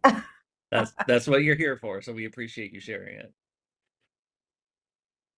Thank you, Trevor. Claudia, we'll go to you next. Hi, thank you so much. Just quick follow-up on the last comment you made about how you think it will really benefit for there to be more engagement with some of the patients that are being discharged. Can you talk a little bit more about that, about how you envision that happening? You mentioned a phone call, but what are the things that you see that could really help uplift both the patients' ability to really be engaged with the technician, but also just to improve their overall well-being if we give them that additional service? Well, I think so. We've done post-discharge follow calls predominantly with pharmacists, and this is where I'm thinking we could expand our reach. And we have started in some settings, like as I mentioned, for the skilled nursing facilities, we actually have the technicians get us the post-discharge medication, pre-admission and post-discharge medication administration records. So that's not with the patient, that's for the patient safety. But how many, there are countless times we find the patient didn't get their med. They didn't pick it up. The copay was too high. We have to figure out how to work with a community pharmacy that is the patient's preference to make it happen, bringing in copay assistance if they're not a government patient. So there's so many ways the technicians who have knowledge about how what the systems of support are out there to help patients can actually facilitate ensuring patients are getting their meds. I mean, it's one thing to prescribe the meds. It's another thing to make sure that patient's getting them. And then there's also that, follow up to see if they're having any side effects could then be triaged to the pharmacist. There's AI tools being developed for this, and I've had recent debates about this with colleagues. Depending on the patient and I guess the generation of patient or the vulnerability of the patient, yeah, you could have a digital, call. How many of us do that with everyday life? And absolutely, I don't particularly like it. I like talking to a human, but a vulnerable patient I believe, again, I'm a very opinionated person, needs that contact, and information that is shared with the technician could then be triaged to the pharmacist. Again, would be done through kind of a checklist training algorithm. But I foresee so many opportunities to really help advance patients, and then they start to know that this pharmacy is more than somewhere they just go to pick up their medications. That's why I went into this profession. So I hope that answered your question. I just think there's so many nuances with patients that we miss because there's no time. Yeah, and I think you also bring up the fact that, critical thinking in this role is still very, very crucial for the performance of the entire health system. Yeah, but the triaging, technicians can triage with a standard set of questions, and they could be proctored. I mean, I'm a firm believer in observation and proctoring for these sorts of patient interactions to make sure that the information is how the questions are asked. And all those things we all learned about patient-centered communication needs to happen. Yeah, well, thank you so much for your work. We appreciate it. Thank you. Thank you, Claudia. And then Satinder. Thank you, Dr. Fina. That was very informative. I appreciate you coming on and educating us. Appreciate it. I just wanted to confirm in your experience, it looks like what I heard was that throughout, as expansion of duties for technicians in your setting expanded, did you find that it helped retain and burnout among the workforce, like pharmacists and retention of technicians? And two, can you talk about, like, when we expand ratios, one of the concern comes up is like, what is the proper, is it safe for a technician, pharmacist to supervise X, Y, Z?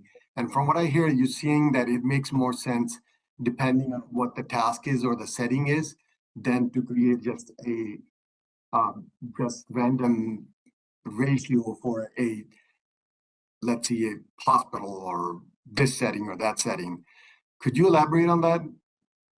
Those two things, safety and retention and burnout? Yeah, I think that I think for the technicians I finally got my camera to work, better late than never. For the technicians that are motivated, and then because of the people they work with, they have that curiosity, want to grow and learn. I think we absolutely have. I mean, we are blessed, knock on wood, with a lot of long-term techs who came here as entry level and have now advanced into roles where they, oversee different aspects, as you saw on the slides, of the work that they do, working with a pharmacist. They're always working with a pharmacist.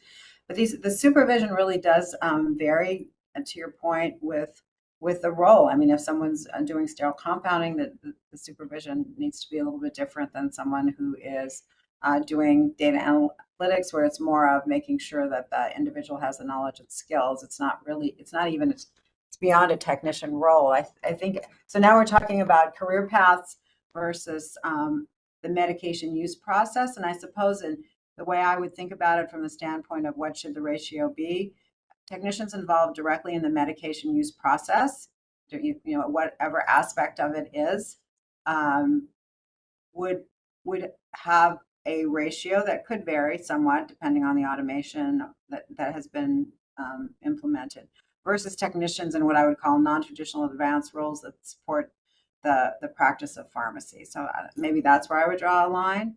I also do believe that the ongoing quality assurance, however it's defined, and every organization may have differences, but there might be some, examples that are out there that would be of value to share of, how is QA done? Because quality, we can train, and I can also tell you, I've been in practice long enough to know that sometimes humans drift, and it's not just technicians, it's people drift.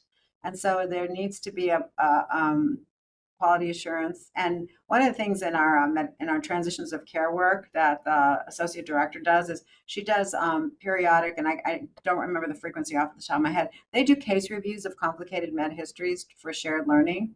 And I think having the dynamic ongoing training quality assurance needs to be the thread that runs through the work that technicians do if they're involved in direct patient care activities or the medication use process. And what that looked like, again, needs to be defined. I heard Stanford has a number of supervisors. It's not going to be one size fits all.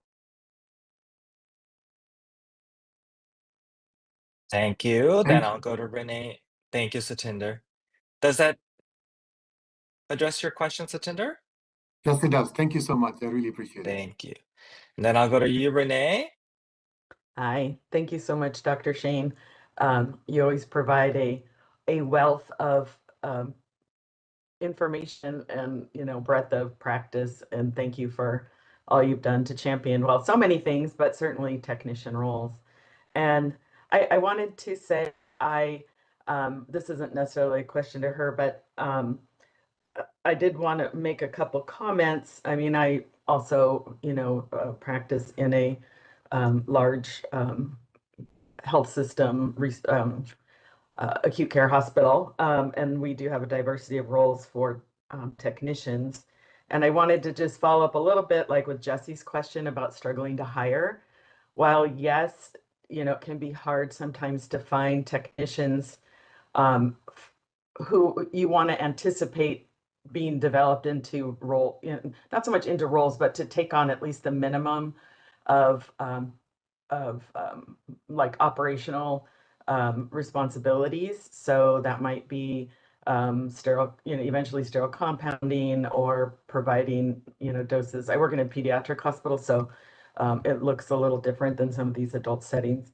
But honestly, a lot of technicians come to us from retail because they want like a diverse experience. They want to learn. Many are interested in sterile compounding, but many are interested in all the opportunities for various technologies. And that's a very common thread in terms of interest. So that's been helpful for us, I think, because they see that there's some growth potential. And then, we also have technician lead roles, technician supervisors, technician managers, and then, and the lead roles are over various technologies. So I think, like it really draws in some people who are interested in seeing their technician career have some more potential.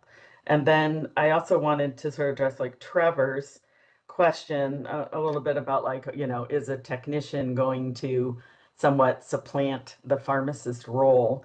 And that would never be, because they do not have the clinical education to really take those roles. But the technicians working in these roles help pharmacists to, there's this little tagline that a lot of technology uses, or you see it in things about, for the pharmacist to work at the top of their license.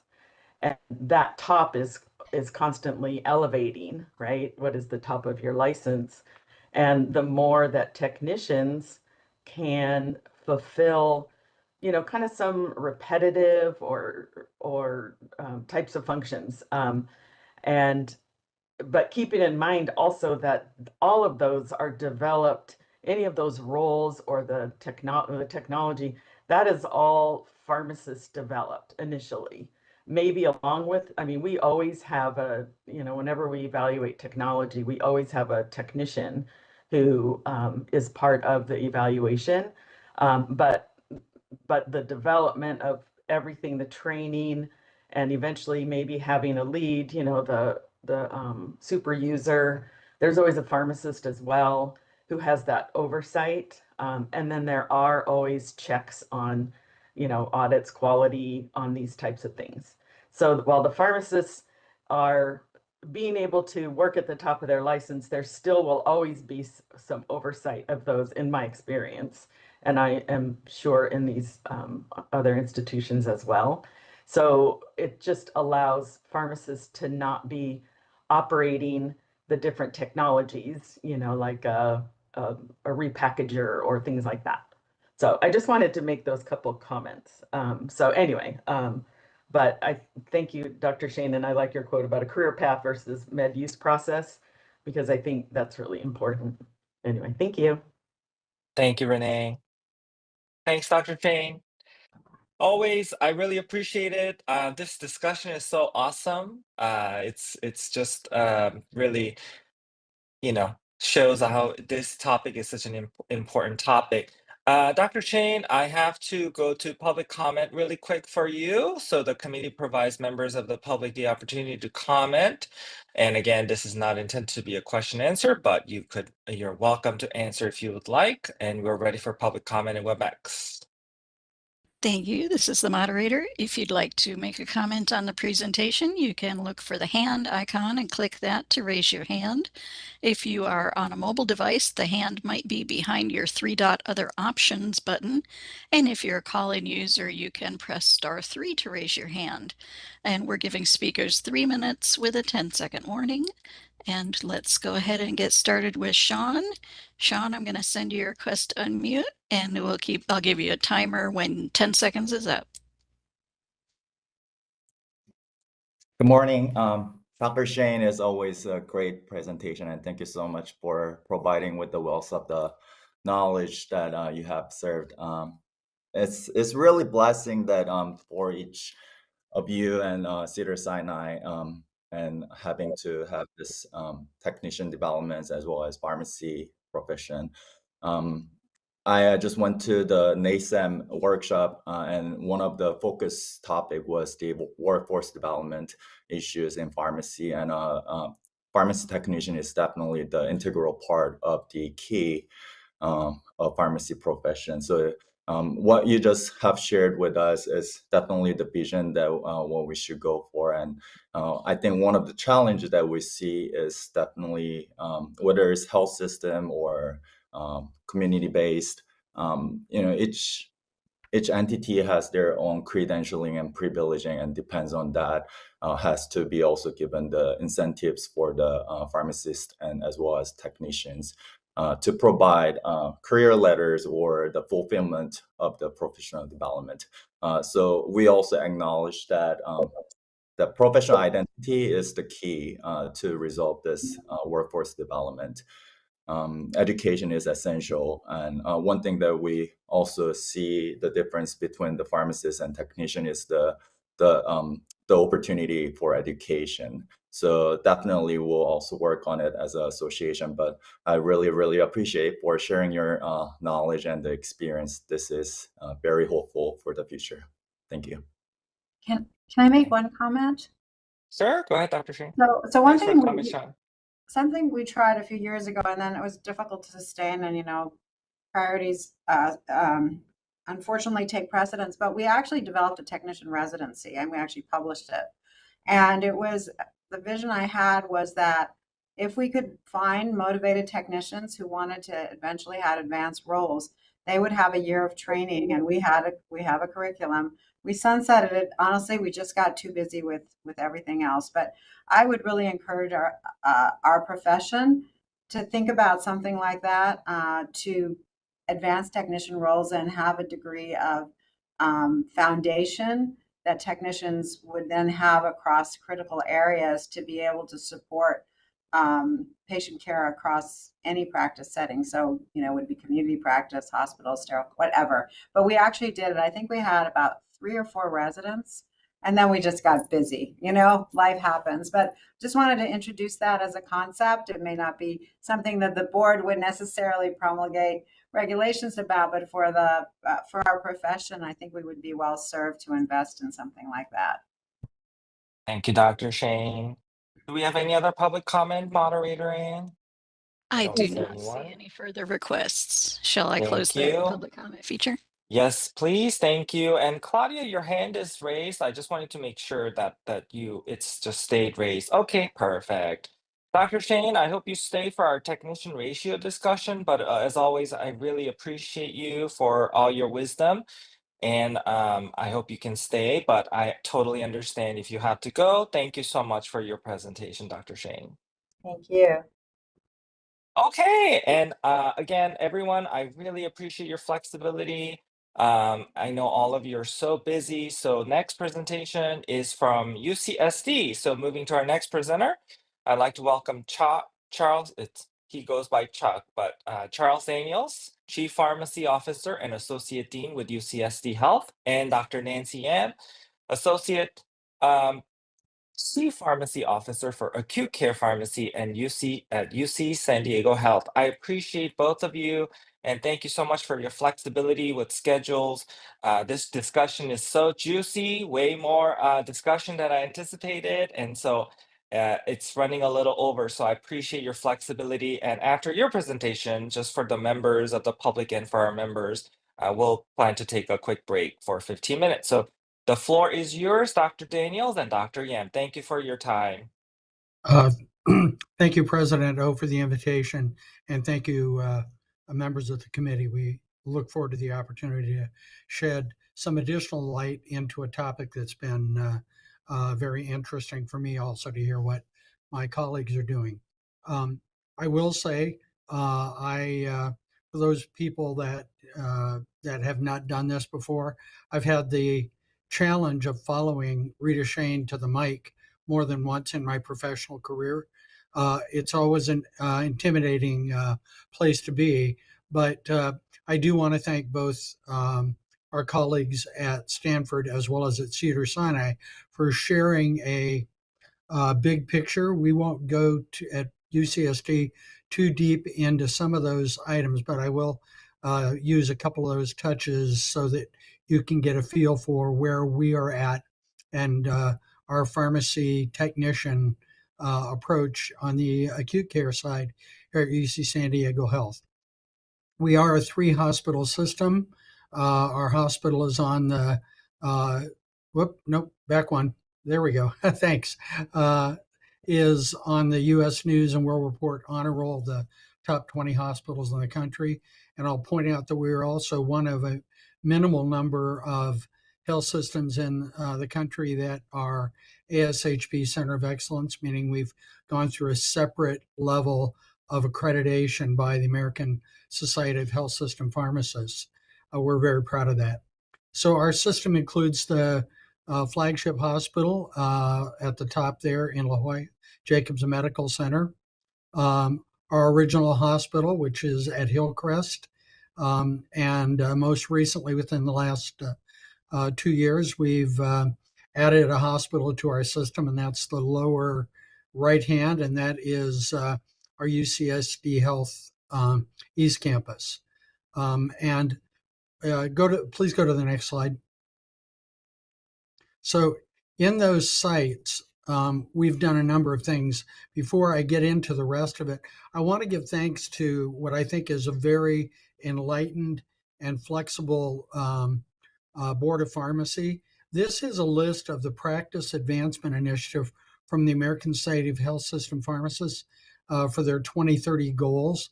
I'm not going to go through all of them. I will point out that many of these have been initiatives that have been supported in different ways by the board over the last several years. The last one on this list is expand the role of pharmacy technicians. We heard about the advanced practice roles at Cedars-Sinai. We heard about the advanced practice roles at Stanford Health. We also have pharmacists that are involved in many of those same activities. We won't go through them in the interest of time today, but know that the role of the pharmacy technician is growing, and to make the point or affirm the point, pharmacist supervision of technician work looks a lot different when you're not specifically in the pharmacy setting. So we're anxious to incorporate conversations or be involved in conversations about technicians, their work, and ratio. Next slide, please. Okay, we are going to talk in the next few minutes, and I'm going to hand the mic to my colleague, Dr. Nancy Yam, in just one moment. These are the areas that we'd like to spend a little bit more detail talking about the way technicians contribute to patient care in our setting here at UC San Diego Health, and that includes the compounding we'll talk more about, managing and maintaining stock and inventory, as well as the automation that goes with it, how patient-specific orders are filled on the inpatient side, and how we involve technicians in the controlled substance distribution and their role in that quality assurance. And so at this point in time, if you'd like to change to the next slide, I will let Nancy Yam, who is the pick for all three of our inpatient sites, and let her take it from here. So Nancy, if you will. Thank you. You know, with Chuck mentioning that, you know, you can imagine how he feels when he follows Rita. You can imagine how I have to feel when I follow him and Rita. You know, Chuck is my current boss, but Rita, I did my PGY2 residency under her. And then I was up at Cedars-Sinai working under Rita for 4 years as well. So it makes me a little nervous. It's like I hear both of their names and I start, you know, it's like Pavlov syndrome. Like I start sweating immediately. But here, thank you for having me here today. And I definitely appreciate everything that's been said and shared already about, you know, the technician roles and the growing advancements of the technician role, so that our pharmacists can do more with direct patient care and direct patient activities as well. I know that Cedars-Sinai and Stanford, the other speakers, Dr. Desai and Evelyn, they described a lot of what our technicians do. And I feel like I can physically transpose myself at either of those institutions and feel the same environment that I feel at UC San Diego, as it is with everything that our technicians are doing and our pharmacists are doing to grow and to advance our practice.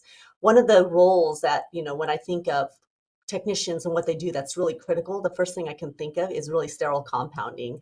The reason is that it's so important and vital to patient care in general, and technicians have to do it safely and correctly. They need to understand the differences between hazardous and non-hazardous.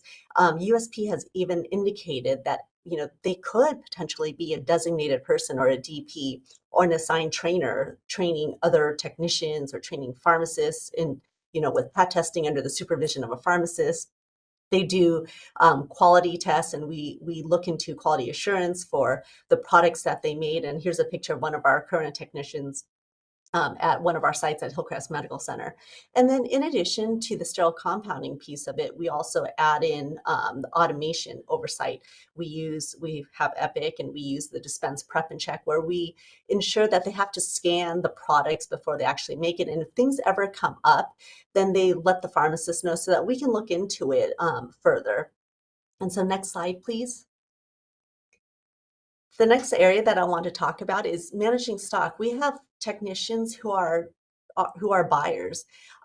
You know, we always argue with our procurement, our purchasing department at UC San Diego because of the level and the skill set. We feel like our buyers are more advanced. Like they're buying medications that are more critical to the everyday experiences that our patients are dealing with. Our technicians are just so critical in this area. They help support us to ensure that our stock is adequate, especially in times of drug shortages right now. They'll notice things that are in the system that are red, so that they can say, like, you know, let's say ABC or Cardinal, they only have about 10 left. We should buy it right now. And then we share that information with our other sites. Then they work with our pharmacists to say, what are alternatives that potentially could we could come up with so that we can mitigate some of these issues that will definitely occur. I mean, everybody has to deal with drug shortages every single day, right? And so then in addition to that, they're also looking at the automated unit dose system functions. They deliver specific medications to patient care areas. And then of course, we do a lot of automation and technology at UC San Diego. We make sure that it's a scan in, scan out system. Very similar to Stanford, we have a box picker and we use Pyxis. I think that they mentioned that they use Omnicell. Our technicians don't just handle unit dose items. Next slide, please. Our technicians don't just use unit dose items, but they also compound and mix and repackage patient-specific orders. They'll get a daily list of items that they need to make patient-specific that really we shouldn't send in. If a dose is supposed to be 10 milligrams, we want to send the exact dose for that specific medication for that specific patient. So they'll get a list of that. They'll have to pull the medication from our box picker that you can see in this picture right here. They'll have the label with them. They'll have to pull it up. They'll have the pharmacist check. And then all of these things are done under the direct supervision of a pharmacist within the pharmacy department. And then we have technicians who are really integral in the controlled substances arena as well. If you can go to the next slide. They're definitely a constant there. They again use the system to determine the quantities on hand. They identify par levels to identify replacement levels. They also alert us when things may be short as well. They see it first. They're the front lines to the technical aspect of the pharmacy department. I like to think of the pharmacist as the clinical arena and the oversight of the clinical piece of it. Our technicians are really the technical, the operational side of it, where they're really helping us and they're guiding us to look into all these small details so that our pharmacists can make the larger decisions and look at the big picture at the very end to see what really does need to be done. I know Rita had mentioned that they're also essential to helping to review discrepancies and resolve some of the nursing issues that come up. They help with surveillance auditing. And they'll investigate as to, what had happened before. I mean, we have situations multiple times where potentially a nurse will fix an issue by saying, it's the wrong count, but then they'll look into it. Our technicians will look into it a little bit more and they'll say, no, that's not correct. They'll go up, they'll work with the nurse and they'll figure out, what the actual rationale for the missing or not missing items are. And so they'll help correct some of these issues. Our technicians are also doing best possible medication histories. The next slide, please. Which is a comprehensive and accurate list of all medications a patient's currently taking, both prescription, non-prescriptions. This can contain nutraceuticals or over-the-counter or herbal medications. It includes medications taken in the past and then any allergies, especially to the medications that the patients are currently on right now. The key aspects of the best possible medication history is that it's a systemic collection of information, including an interview with the patient potentially, and then calling pharmacies too, to ask, is the patient currently on this? Is this accurate? And then they'll review and validate the findings with our pharmacists. This is really critical so that our pharmacists can do other advanced practice activities during the day, talking to patients, getting clarification. And if our technicians can get a lot of this done, then the pharmacist can go in and check after the fact. And next slide, please. So I know that the next discussion topic is going to be managing tech to pharmacist ratio, and our daily schedule is really planned around the minimum pharmacist staffing numbers. We have a predefined staffing plan as a template, and then our managers and our pick, such as me, will finalize the schedule before posting to ensure that the ratios are being met and then meet the legal requirements as well. I know that all the other speakers have said this before, but healthcare has just gotten so complex, and with new initiatives that come up, it's inevitable that our pharmacy department, our pharmacists, our pharmacy technicians are asked to be involved because, we kind of bridge that gap, as I've been hearing more about this week, the bridge of the gap between the operational and the clinical pieces of it. And so our our complement of roles with pharmacists and technicians will help with all of that. And they know that if they ask a pharmacist, if they ask the pharmacy department to do something, and I'm talking about the institution in general, we'll get it done. And so allowing our pharmacy technicians to do a lot of these things and potentially to expand their role even more in the future, get more certifications to learn and understand how all of this works will really help with the direct patient care activities that I know the PAI, or the Practice Advancement Initiative in 2030, is really hoping to push us towards. And with that, I'll go to the last slide and we can take questions and comments. Thank you, Dr. Daniels and Dr. Yam. I really appreciate your time. Members, do we have any questions or comments for Dr. Daniels and Dr. Yam?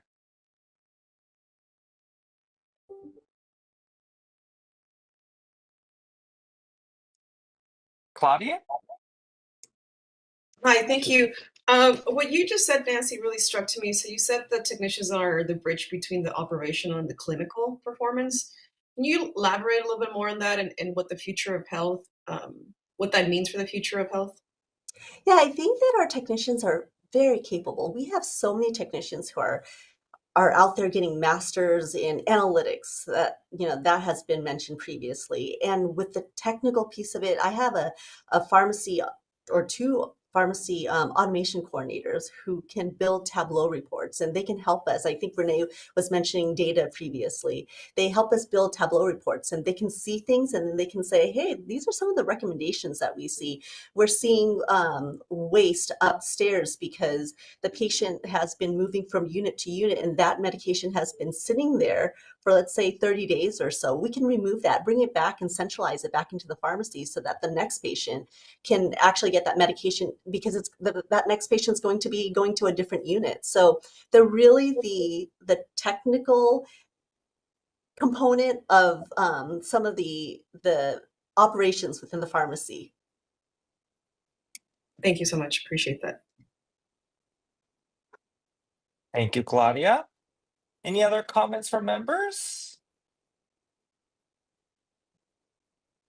Okay, thank you. Thank you, Dr. Daniels and Dr. Yam. I just cannot thank you all enough for your time and appreciate all you do. And before you go, we do have to open it quickly for public comment. And as I said, public comment is an opportunity for members of the public to comment, but you are under no obligation to respond. So we are ready for public comment in WebEx. Moderator Ann. Thank you. And we do have one comment pending, but just to let everyone know, if you'd like to make a comment on the presentation, you can click the hand icon at the bottom of your WebEx screen. If you're on a mobile device, that might be behind the three other options. And call-in users can press *3 to raise their hand. And speakers will have 3 minutes with a 10-second warning. And I do see raised hand from Mark Johnston. Mark, I'm going to send you a request to unmute.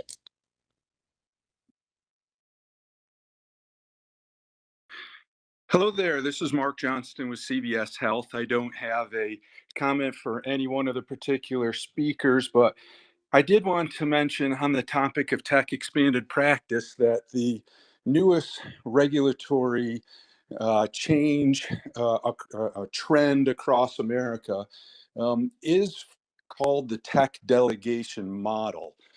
As opposed to what California and other states have done that list individual tech duties that are allowed, the tech delegation model allows the pharmacist on duty to delegate to a tech any function that they feel like the tech is, number one, trained for, number two, experienced, and number three, supervised. Now, along with the tech delegation model comes a list of prohibited acts, not a list of allowable acts. Every state that has such a list, at a minimum, has DOR and counseling, which are obviously pharmacist functions. Some states only have these as a prohibited list. The prohibited list can get longer in the case of a state like Arizona, Iowa, Washington, some other states. I do find it interesting that there are 15 states now across America that allow some sort of technician final verification.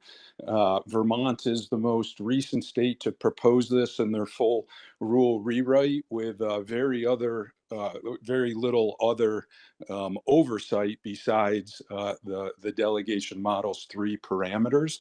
But anyway, I urge the board to consider, instead of adding allowable acts, give pharmacists the flexibility to use their professional judgment with the tech that's on duty with them to allow for the delegated task list with the board safety valve of prohibitions.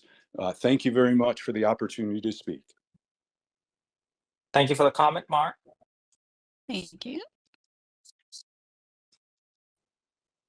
And I do not see any further requests for comment at this time. Shall I close the public comment feature? Yes, please. Thank you, moderator Ann. And You're I see Claudia, your hand is raised, so just wanted to make sure that you are good. Okay. And any lasting word for Dr. Daniels and Dr. Yan before we let you go? I think they are okay to go. All right, thank you guys. This is time for a break. It's 11:07. I am being told, I think that the presenter need at least, not the presenter, but our staff need at least 20-minute break. So we will come back at 11:30. See you all back. Okay, everyone, it's 11:30, hoping that we are all back. Take a quick roll call. Start with Trevor. I know his Present. hand was raised. Okay, thanks, Trevor. Jesse, I'm sorry, Renee. Present. Thanks, Renee. Jesse, I think Jesse might be running a little late back. She's off the list, right? Okay. Moderator, if you could just keep an eye out for Jesse, so whenever she returns, so please promote back her to the moderator. Claudia? Absolutely. Present. Thank you, Claudia. Satinder? Present. Thank you, Satinder. And I am here. Members, as we are returning from the break, and before we proceed to the next agenda item, I'd like to announce that due to time constraints, we are going to postpone discussion on several agenda items, including proposed change to application questions, the result of the workforce survey, and the strategic plan. As a quick reminder, the license and statistics are provided in the meeting materials for informational purposes. All right, and our next presentation, following the next presentation from Dr. Doug O'Brien, a member and public comment, we'll proceed to our next agenda items. Agenda is discussion on the pharmacy technician ratio in the inpatient setting, after which we'll adjourn the meeting for the today. So sorry for the changes in the agenda items, as you know, we are it's taking a little bit longer than we anticipated, which is great. I love this discussion we've had so far this morning. So thank you for all of your understanding, and I appreciate your patience as we navigate this presentation. All right, and so here we are is Dr. Doug O'Brien. Dr. O'Brien, I really appreciate your flexibility and your patience to provide this presentation. Dr. O'Brien is a Vice President of Acute Care and Infusion Pharmacy Program with Kaiser Permanente Enterprise Pharmacy. Dr. O'Brien, thank you for coming today. The floor is yours. Well, thanks, Dr. O and board members for inviting us. It's an honor to be asked to present today. And yes, I get to follow all of my distinguished colleagues who did a fantastic job earlier. And I really appreciate everything that they do, not just today, but also taking care of patients every day. So at Stanford, Cedars, and UCSD. We share a lot of the similar concepts that they talked about at Kaiser Permanente.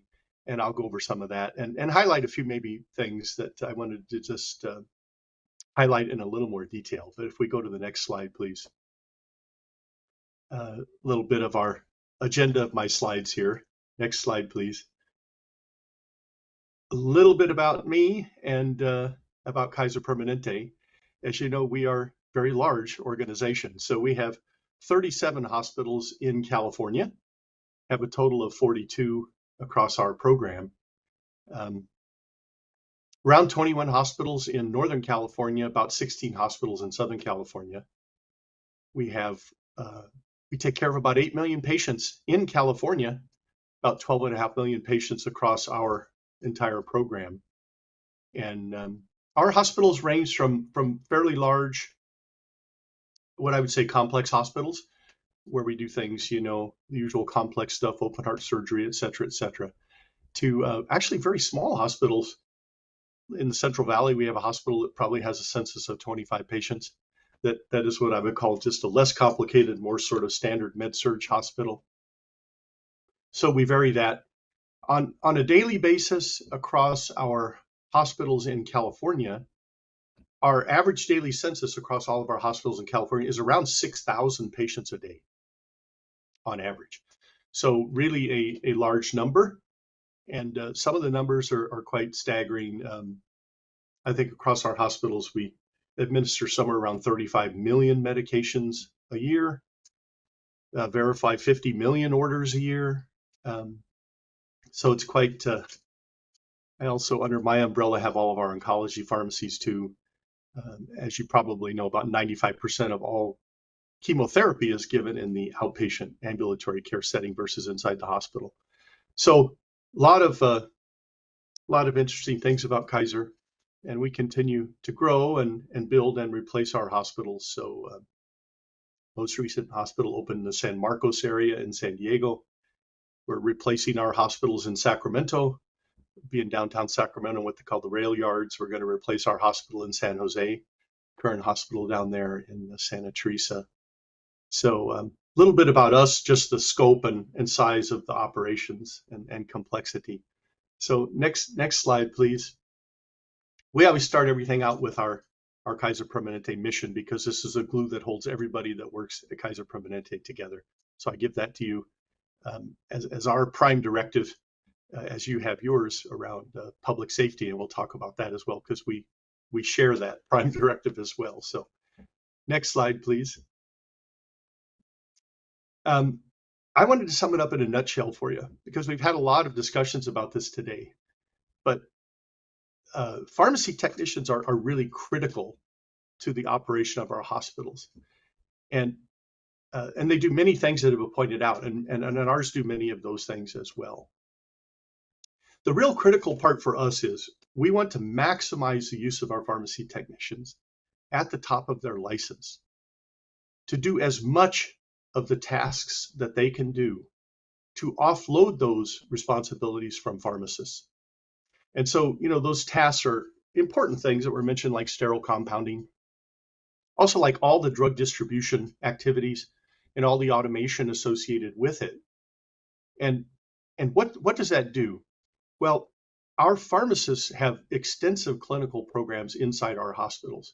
And the more we can free up their time to focus at the top of their license on clinical programs, the better it is for the patients, the safer it is for the patients, and the better outcomes we get from medication therapy in the hospital. You know, our pharmacists are managing drug therapy. They're essentially running the antimicrobial stewardship programs in our hospitals, doing patient care rounds, really involved in transitions of care both into the hospital and outside the hospital as patients transition. These are really important things. You know, pharmacists, in my opinion, are the great unsung hero. The superpower of pharmacists is really twofold in the hospital. One is to be, really, we are responsible for the entire medication management system in the hospital, directly related to keeping patients safe. And we are the ones that oftentimes will catch things that prevent patients from being harmed. And so that is a super important role. And the second superpower is really around outcomes of medication therapy.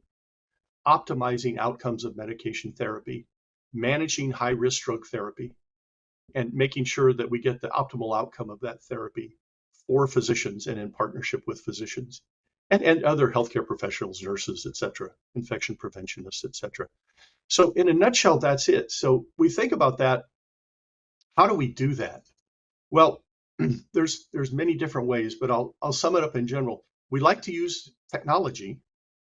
So technology does a lot of things for us. Sometimes it makes things more efficient. Sometimes it doesn't make things more efficient, but it may improve safety. And so I really want to harp on that today around technology. And also the other important thing to think about with technology, we want to take the human factors out of the drug distribution process. So if you think about it, are pharmacists better at checking drugs or are technicians better at checking drugs? I can tell you I've seen some techs that are better and some pharmacists that are better, but they're all humans. Is anybody better than a barcode scanner and more efficient and effective than a barcode scanner about identifying the right drug before it actually goes into a patient? The answer is no. So we look for ways to take the human factors out of this. And I think as you think about tech to pharmacist ratios, it is important what kind of automation and safeguards are in place that are used that take human factors out of it, because that really does allow what I would call, you can trust less supervision more if you have this technology in place and it's consistently used to protect patients. So I've got a couple pictures here, and I want to go into some more depth about that. But it's really important to think about those high-level concepts as we move forward here with our discussion. So if we go to the next slide, I summed up some of the things here that have already been mentioned, but I just want to highlight some of them. Obviously, you know a lot about sterile compounding on this committee. You've been dealing with that for years. And it is super important, and it's amazingly complicated. And it's also an area where you have to have a tremendous amount of training. And if I was ever thinking about, quote, an advanced practice technician, I would think about somebody really certified at a very high level in sterile compounding. And if you had that, could you actually have those technicians be the end inspection for a finished product? I think you probably could, So those are concepts to think about, but sterile compounding is amazing. And we have that obviously in all of our hospitals. About 90% of our drugs plus, could be 95, come out of our automated dispensing machines. At KP, we use Pyxis is our vendor. Those things are so important if you just think about it. In the old days, physician would write an order, would come to the pharmacy, we would dispense it from the pharmacy, it would get delivered to the floor to a nurse to then administer to a patient. That first dose process could take 4 hours, 5 hours, 6 hours in large hospitals. Now, all of our drugs actually sit on the patient care unit. I mean, they are there for the nurse to actually grab and give. The important thing is the controls you put around those automated dispensing machines. Pharmacists need to verify every order before a nurse can actually administer it, but the delivery time is actually 0. So you think about how important that is and how that has improved patient care and patient safety across our hospitals. It's pretty amazing. And managing those things is like managing a fine quarter horse at the Kentucky Derby. It is really complicated. You want to have just the right stuff in there, not too much, not too little. And you want to just manage that in exactly the right way. What can be taken out on emergency override, what can't be. So those are things to think about. Barcoding and RFID technologies have revolutionized our business. And we have implemented barcoding in just about every place that we can. So we've done it in the IV room. Before we compound something, we barcode scan every product to make sure it's the right product before we compound it. Medications that go out of the pharmacy to the floor, pills, tablets, capsules, get barcode scanned before they leave to make sure it's the right thing. They get barcode scanned before they get put in the automated dispensing machines to make sure we put it in the right pocket so that it doesn't set up the nurse for an error when they remove it.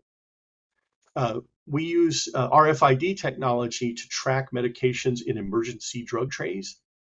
We use it to track drugs in anesthesia, to make sure that it's the right drugs, to make sure track expiration dates and everything.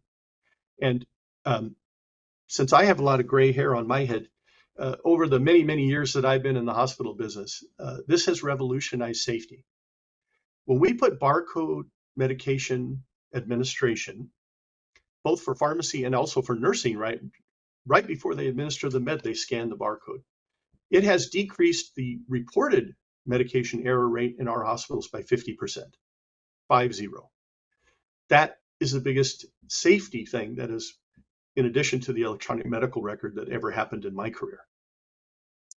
Obviously, those two things have been life-changing as far as patient safety and public safety. So that's huge.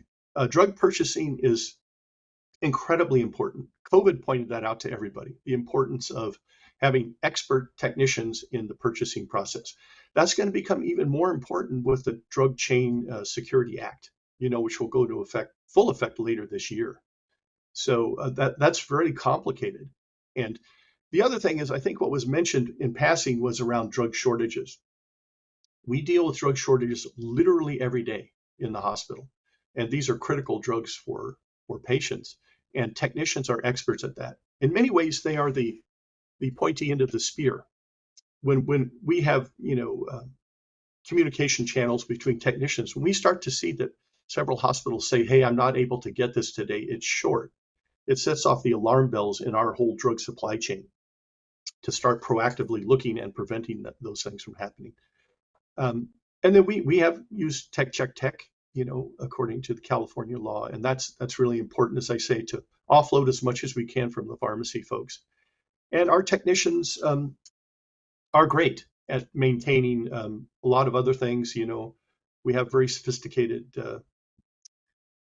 temperature monitoring systems in all of our areas. And I think we're getting more involved. Yes, automated dispensing machines. I'll talk a little bit more about expanded tech duties. With automated dispensing machines, yes, it keeps track of narcotics very closely. And it looks for discrepancies and counts that are off and all that. And that we've been doing that forever. But now we have more sophisticated software, and we're going to get technicians more involved in helping with that as well. But needless to say, technicians are the backbone of the distribution system, really the leveraging point of how we can maximize the benefit of our pharmacist brain power to help our patients. And then we want to maximize automation for safety and to take human factors out of the process. So that's kind of it in a large nutshell, just so that you kind of know our philosophy. So next slide, please.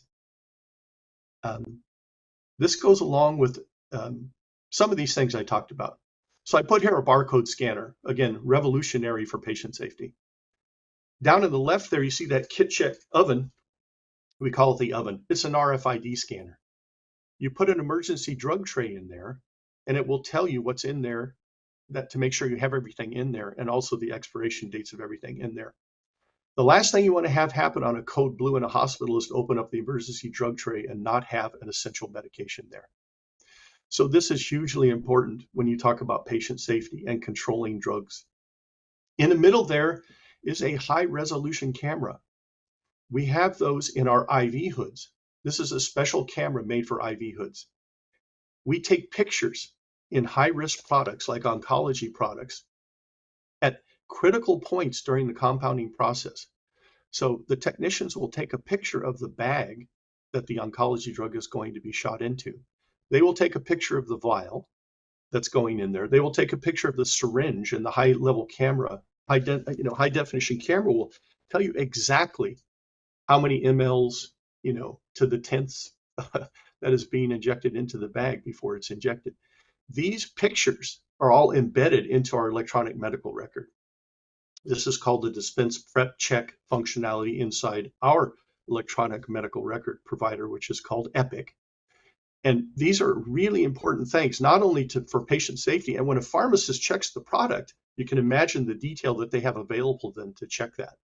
And then the second thing is, if you ever have to go backwards and find out if something went wrong, what happened. This is super important technology that we use. So this is a lot of the things that I wanted to mention to you about and show you some of this technology and how important it is to maximize patient safety, public safety in your terminology, and really how the technicians are the backbone of that. And this is why we do it this way. Next slide. And I really wanted to also then, this takes an immense amount of training. If you saw, I mean, our sterile compounding policy is probably 35 pages long, and our standard operating procedure is probably 50 pages long. And we have to train, and I put a little hand hygiene section down there for you. But we have extensive technician training, you know, IV sterile compounding on all this automation, how to run automated dispensing machines, how to maintain these emergency supplies, and tech, as we've talked about, and all of that. We do have a technician career ladder. In fact, we have technicians that become exempt managers and actually manage other pharmacy technicians in the inpatient space. So it's difficult to find great techs. It's difficult to train them and hang on to them. We've talked about a lot of the challenges. You have to give them a career ladder and the ability to get, you know, to manager level, et cetera. So it's super important. We highly value our techs. You know, we form alliances with technician training schools to make sure we have a pipeline. We go out and recruit techs. That being said, like sterile compounding, I mean, it is a high risk and high intensity area, and they're, you know, it's hard to hang on to people. They're very valuable commodities who are really great at this. And then lastly, I'll just touch on a few things. Next slide, please, on some sort of expanded things and where we're going, and similar to other things. We have really, so, you know, we're a bit unique, right? In the sense that most of our patients really reside within our system. So they are in our hospitals, they are our health plan. And when they get discharged, we're still responsible for them no matter where they are. And most of them fill all their prescriptions at our pharmacies. Our outpatient pharmacies fill, across our program, about 105 to 110 million prescriptions a year. So it's quite a staggering number. What that helps us, though, with is, compared to many other organizations, we really have a really complete picture of the patient in our electronic medical record. I really have a great med list when that patient comes in. And I know what they got in the hospital, and then I can really work on what they need to go out on. So we spend a lot of time on transitions of care and medication reconciliation. We do a lot of that with pharmacists, but what we're looking to do is expand that more to technicians to assist us with that. And I think Cedars did a great job talking about that, and Stanford as well, and going with that. So we see that. You know, compounding robotics, it's not where I would love to see it be right now. And we've been hoping for great compounding robotics for a long time. For us, it just hasn't worked out exactly the way we would like it to yet, but it probably will in the future. I mean, that's a whole nother subset of sterile compounding. And I mean, the technicians that run those robots, you really have to be expert in that. So we definitely see that expanding. And then I think what also was brought up with drug diversion prevention and data analysis. You know, one of the things that pharmacists hate to do, well, actually all health professionals hate to do, is be the policeman, because that's really not what we went to school for, and that really wasn't one of the jobs that we really thought we were signing up for. But we are involved in that, right? As I always say, humans have been abusing opioids for 5,000 years at least. That's never going to change. So, you know, so we really have to watch the stuff, and we do. And we have a lot of systems in place. And yes, we have the automated dispensing machines. We have another product called C2 Safe that's inside the main pharmacy that prevents everything from the time it comes in the door at the pharmacy until the time that it goes into the patient. Now, we also have some other sophisticated software that we have now that looks both on a daily basis at every single controlled substance transaction. I'm talking about what was reordered versus what was removed from Pyxis, versus what was administered to the patient, versus what was documented as wasted, if there was any waste. And that all has to reconcile, or it pops out as a variance. Second, in addition to that, that software also looks longitudinally at every single person that uses controlled substances in the hospital, how they order them, who's the witness if they do waste. And it looks at these things, and it uses AI to do longitudinal monitoring of, you know, situations where it looks like somebody has a different practice than other folks do, that we want to look more closely to see if there's any problems there. Well, what's the idea with this? Well, of course, it's to if we have someone who has a diversion problem, and an addiction problem, the sooner you catch that, the better, both for them, but also to protect patients. Because you've seen a lot of these horrendonoma stories where, people were diverting drugs and contaminating vials, and patients got hepatitis C and all these things. So the earlier you can get this stuff, the earlier you can intervene, the better. So we have a lot of this. There's a lot of room in here for technicians to be very valuable in looking at all this and analyzing the data and helping to manage all of this. And so we're looking at that. In our case, in kind of a centralized fashion, if you think about it, we could have them look at this data across our 37 hospitals in California and intervene and look at these things. So I give you some of those potential activities. But I just sum it up by saying a lot of the things. Technicians are just key and critical for us. We see them continue to expand their valuable roles. It only makes it better for pharmacists to allow pharmacists to practice at the top of their license.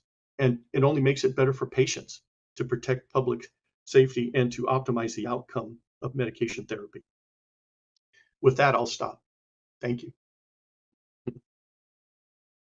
Thank you, Dr. Ryan, for an awesome presentation as well. I was lucky to tour one of your hospitals, and it was a really pleasure and to see so many of your dedicated staff. And again, thank you for coming to present today. Members, do we have any questions or comments for Dr. O'Brien? Satinder, go ahead. Thank you, Dr. Bryan. Thank you, Dr. O, for coming in for excellent presentation. I just wanted to it's kind of question that I've been asking all day, but similar to that, want to get a perspective from your experience with the Kaiser.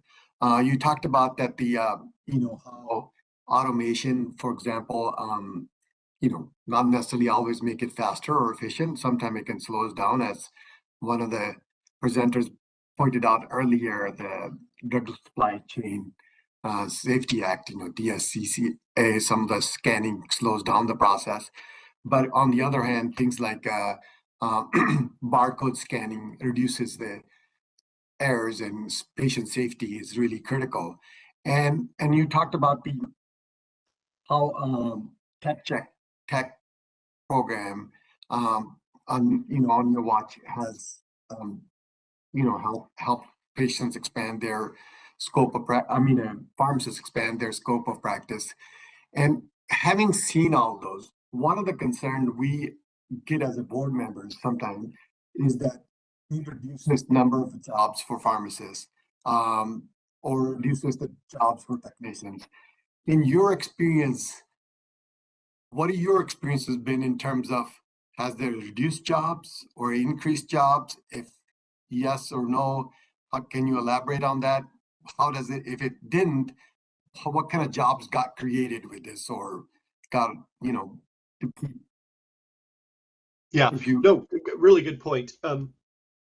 So, in our system, what everybody has discovered is the power of the pharmacist in getting outcomes. We constantly are deluged from our physician and nursing partners to do more and more and more. And so, if anything, they want us to take over more things, because pharmacists are amazingly successful at getting outcomes from drug therapy.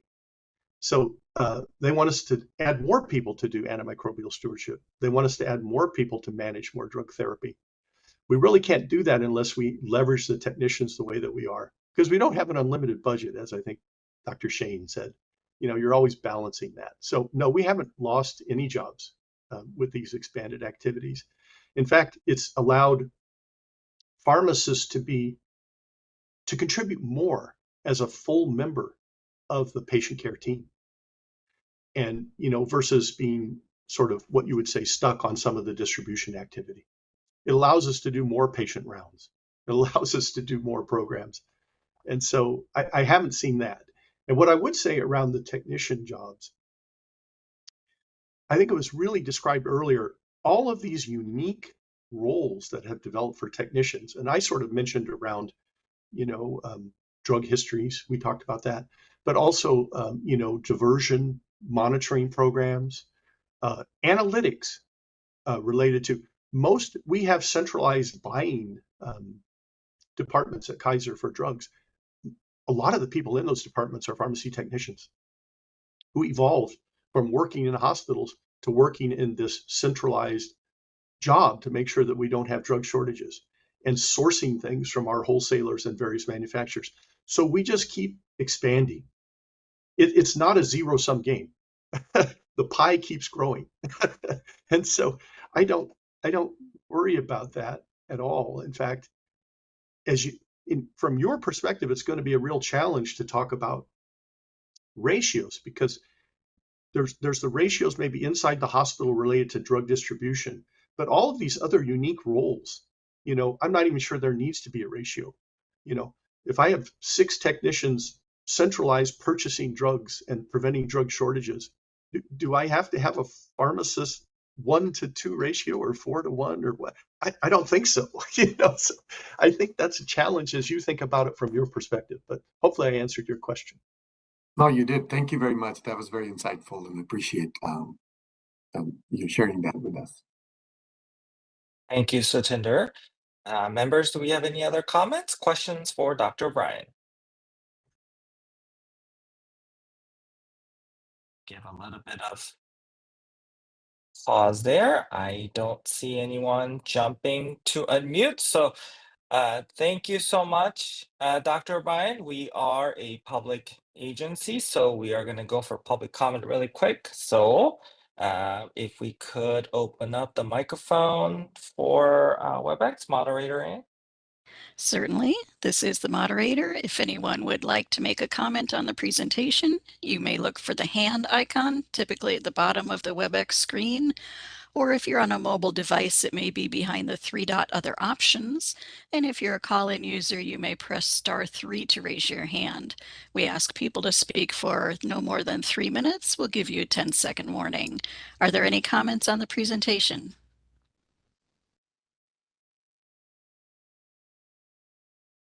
I do not see any requests for comment. Shall I close that public comment feature? Yes, please. Thank you, moderator Ann. Thank you so much, Dr. O'Brien. I really appreciate it. And thank you so much for your flexibility and for your time. I know how busy you are, so thank you. And I hope you can stay if you can, but I understand if you have to go for our next discussion. But Thanks thank for you the so opportunity. much. Appreciate it. Thank you. Thank you. Members, I found all these presentations today extremely enlightening. I am curious if any members have any thoughts on some possible changes to the board's regulation to further empower pharmacy technicians to support pharmacists in the hospital setting.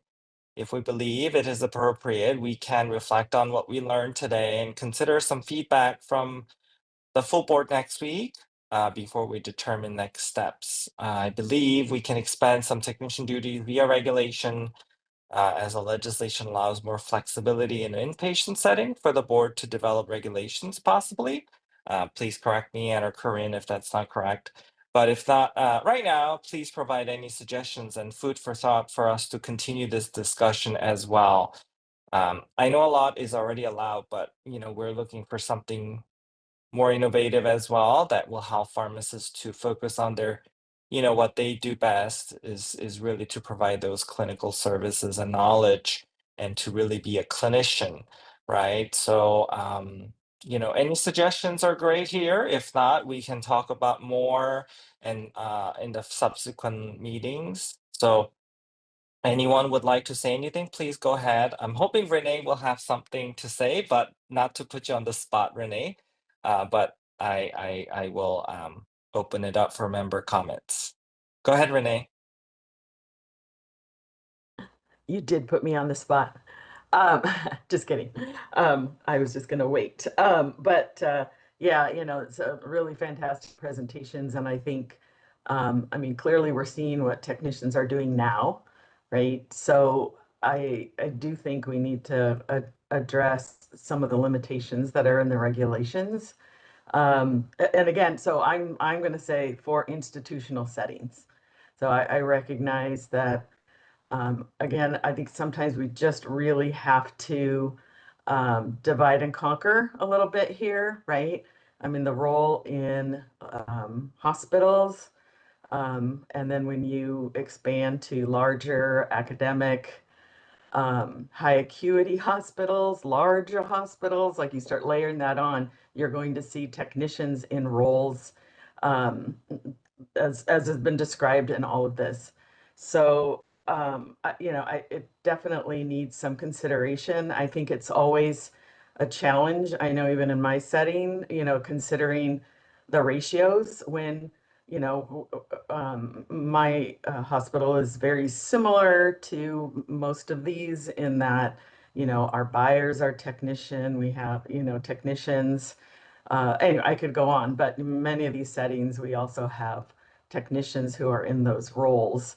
And, like what, and again, as in many of these, we also have lots of pharmacists, but the oversight model is a little different in that sometimes the oversight of specialized technicians is by sometimes a specialized pharmacist or a manager because they're doing some other functions that are, some of them not necessarily directly related to getting a dose to a patient when it's needed.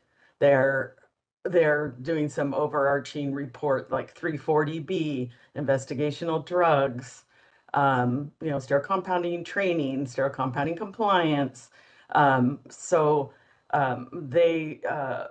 for instance, I'm sterile compounding pharmacist, and I have some compliance technicians that I work with, and a lead technician I work with, and they're getting it done right with oversight, myself as well as a couple other pharmacists, because it's a large program.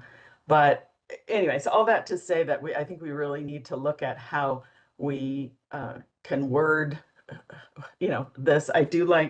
I mean, I'm not familiar with it, so I'd have to find out more, but Mark Johnston's suggestion to look into the tech delegation model.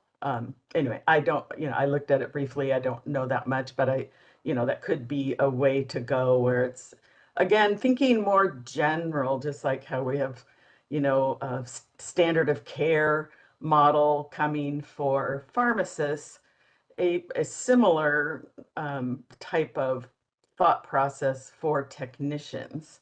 I mean, clearly, not the exact wording for standard of care for pharmacists is about clinical judgment, corresponding responsibility, but I think there can be an analogous level for technicians as an allowance under, of course, I mean, it's a caveat, so always under a pharmacist, right? These are pharmacy directed programs, positions, and then the technicians operating within that, almost like a collaborative practice, right? And things are verified, audited, and reviewed by pharmacists.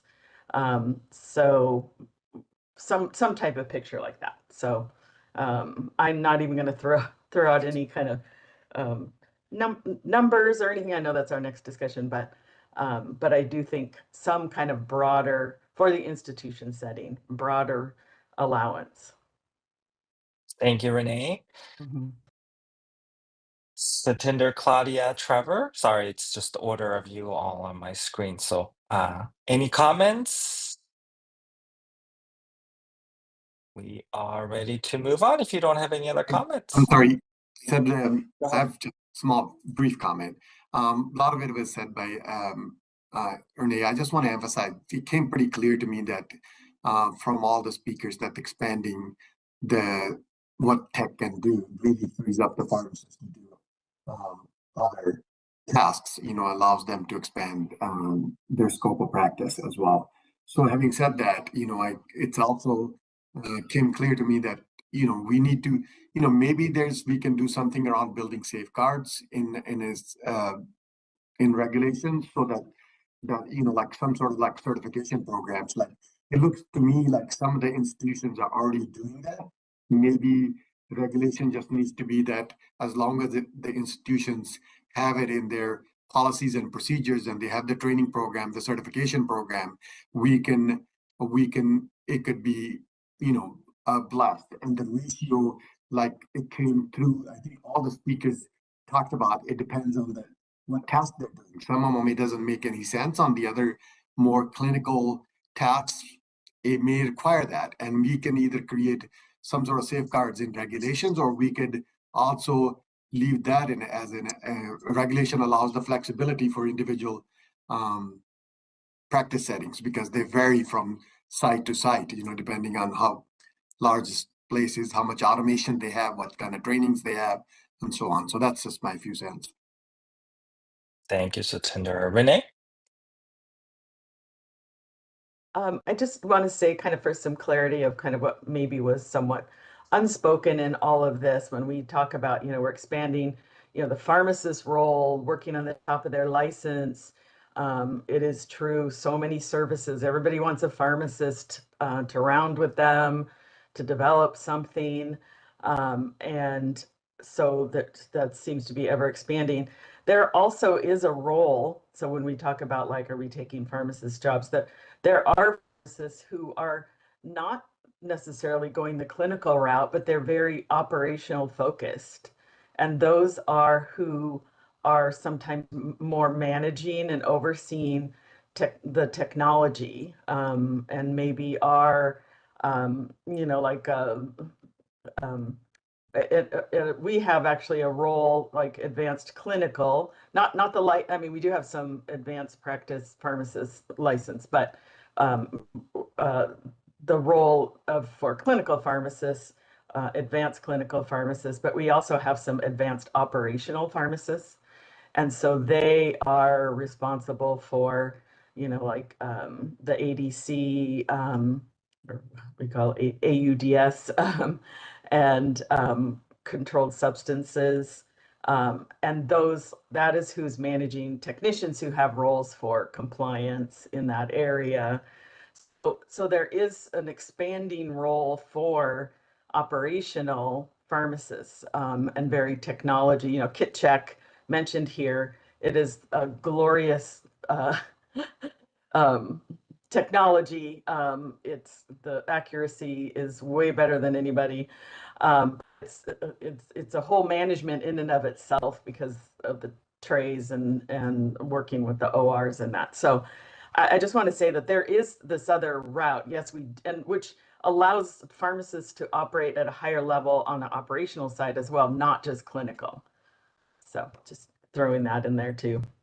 Thank you, Renee. Thanks, everyone. This has been a great presentation. Hope you all enjoyed. I really wanted to kind of start here for our discussion with some presentation from very esteemed health systems, not just for there's many out there. So I really appreciate everybody for their time and always working so hard to, putting the patient's care at the top of your priority. Thank you, everyone.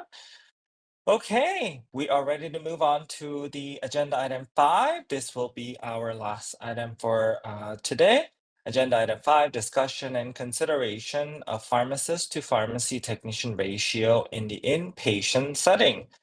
As members of this committee recall, in 2024, the board released a survey related to the pharmacist to technician ratio, pharmacy technician ratio. The results were discussed during the July 2024 licensing committee meeting. The results differentiated the data between the institutional and non-institutional settings.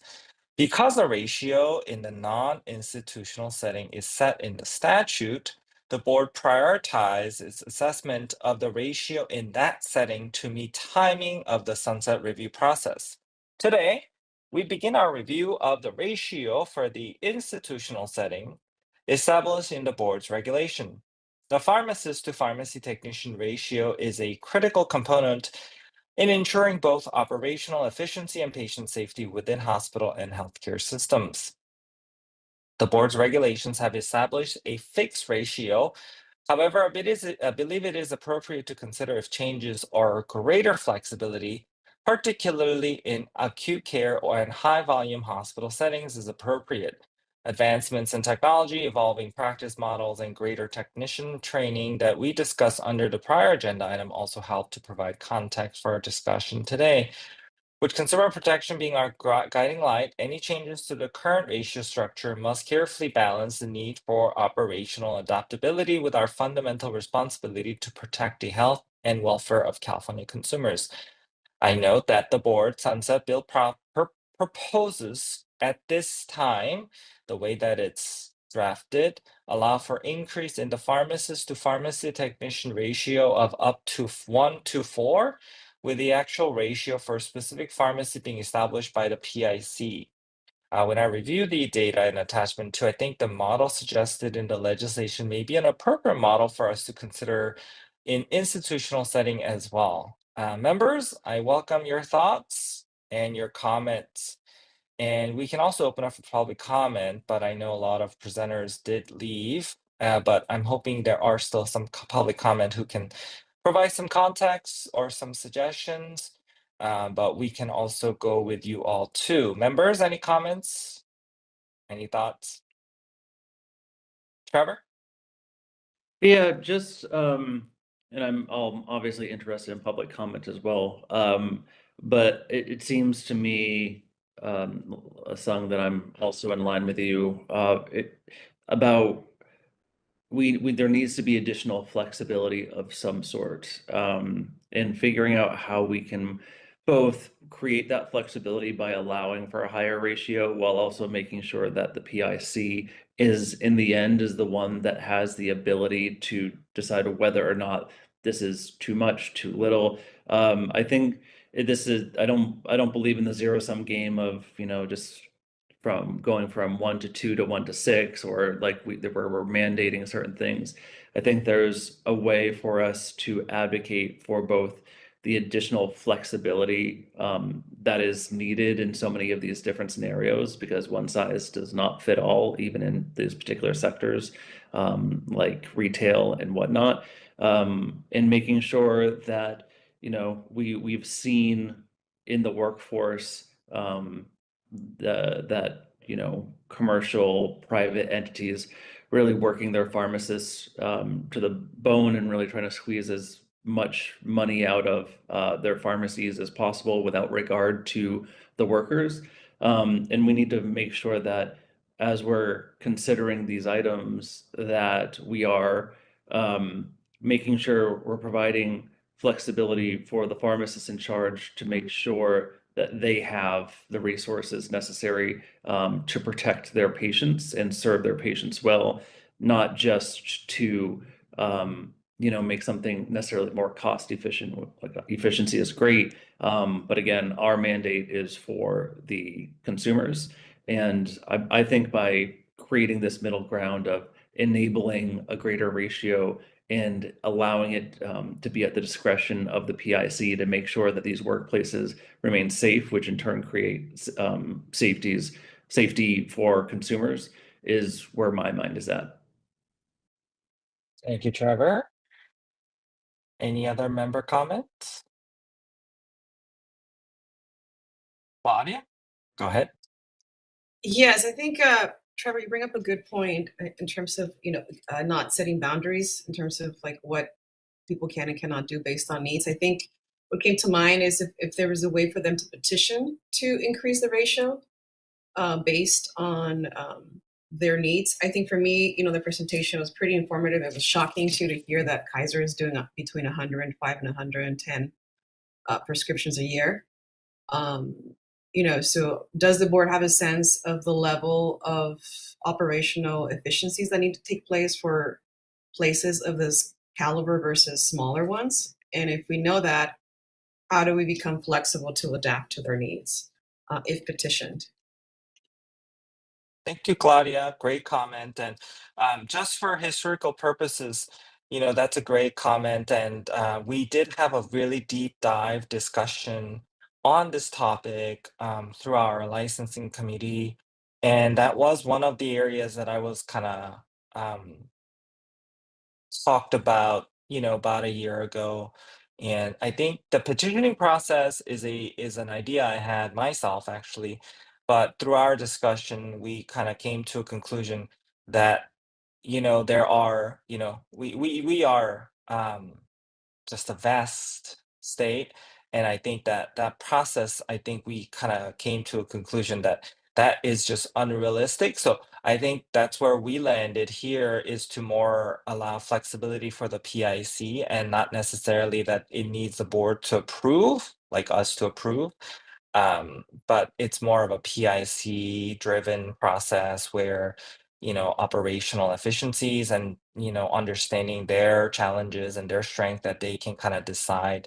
And that's kind of the direction that our sunset bill landed, as well as I think that our discussion today is kind of, probably going to focus on. But I mean, that's exactly a great point that you're bringing up about the petition process. And, that was definitely something that we discuss and we can continue to look into. I have Renee, then I'll go to you, Satinder. Renee. I just wanted to add a thought of possibly considering, I mean, much like in the discussion of standard of care, where there are some, some sort of more task non-clinical versus clinical, where following regulations. So the example, of course, is always compounding, right? There's some there are some standard of care elements in sterile compounding, but overall, it's a very a lot of scripted requirements out of the USP document, and some that were added, of course, and that's in process. But maybe a similar thought in that, I still would like to consider not having a set ratio, but some wording that would distinguish between, as was mentioned, Dr. Shane, about, like the med use process.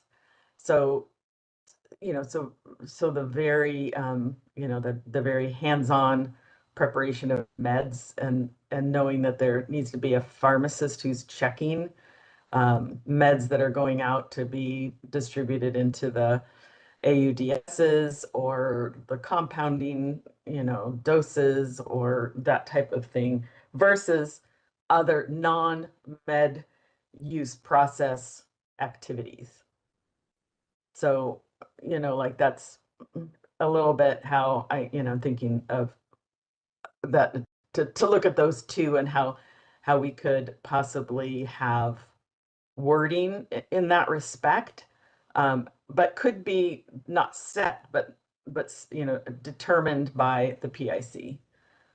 Anyway, I just want to make the distinction between those two things. I mean, in my experience in a pediatric setting, we have a very high number of daily doses, because we're doing almost all doses by hand, right?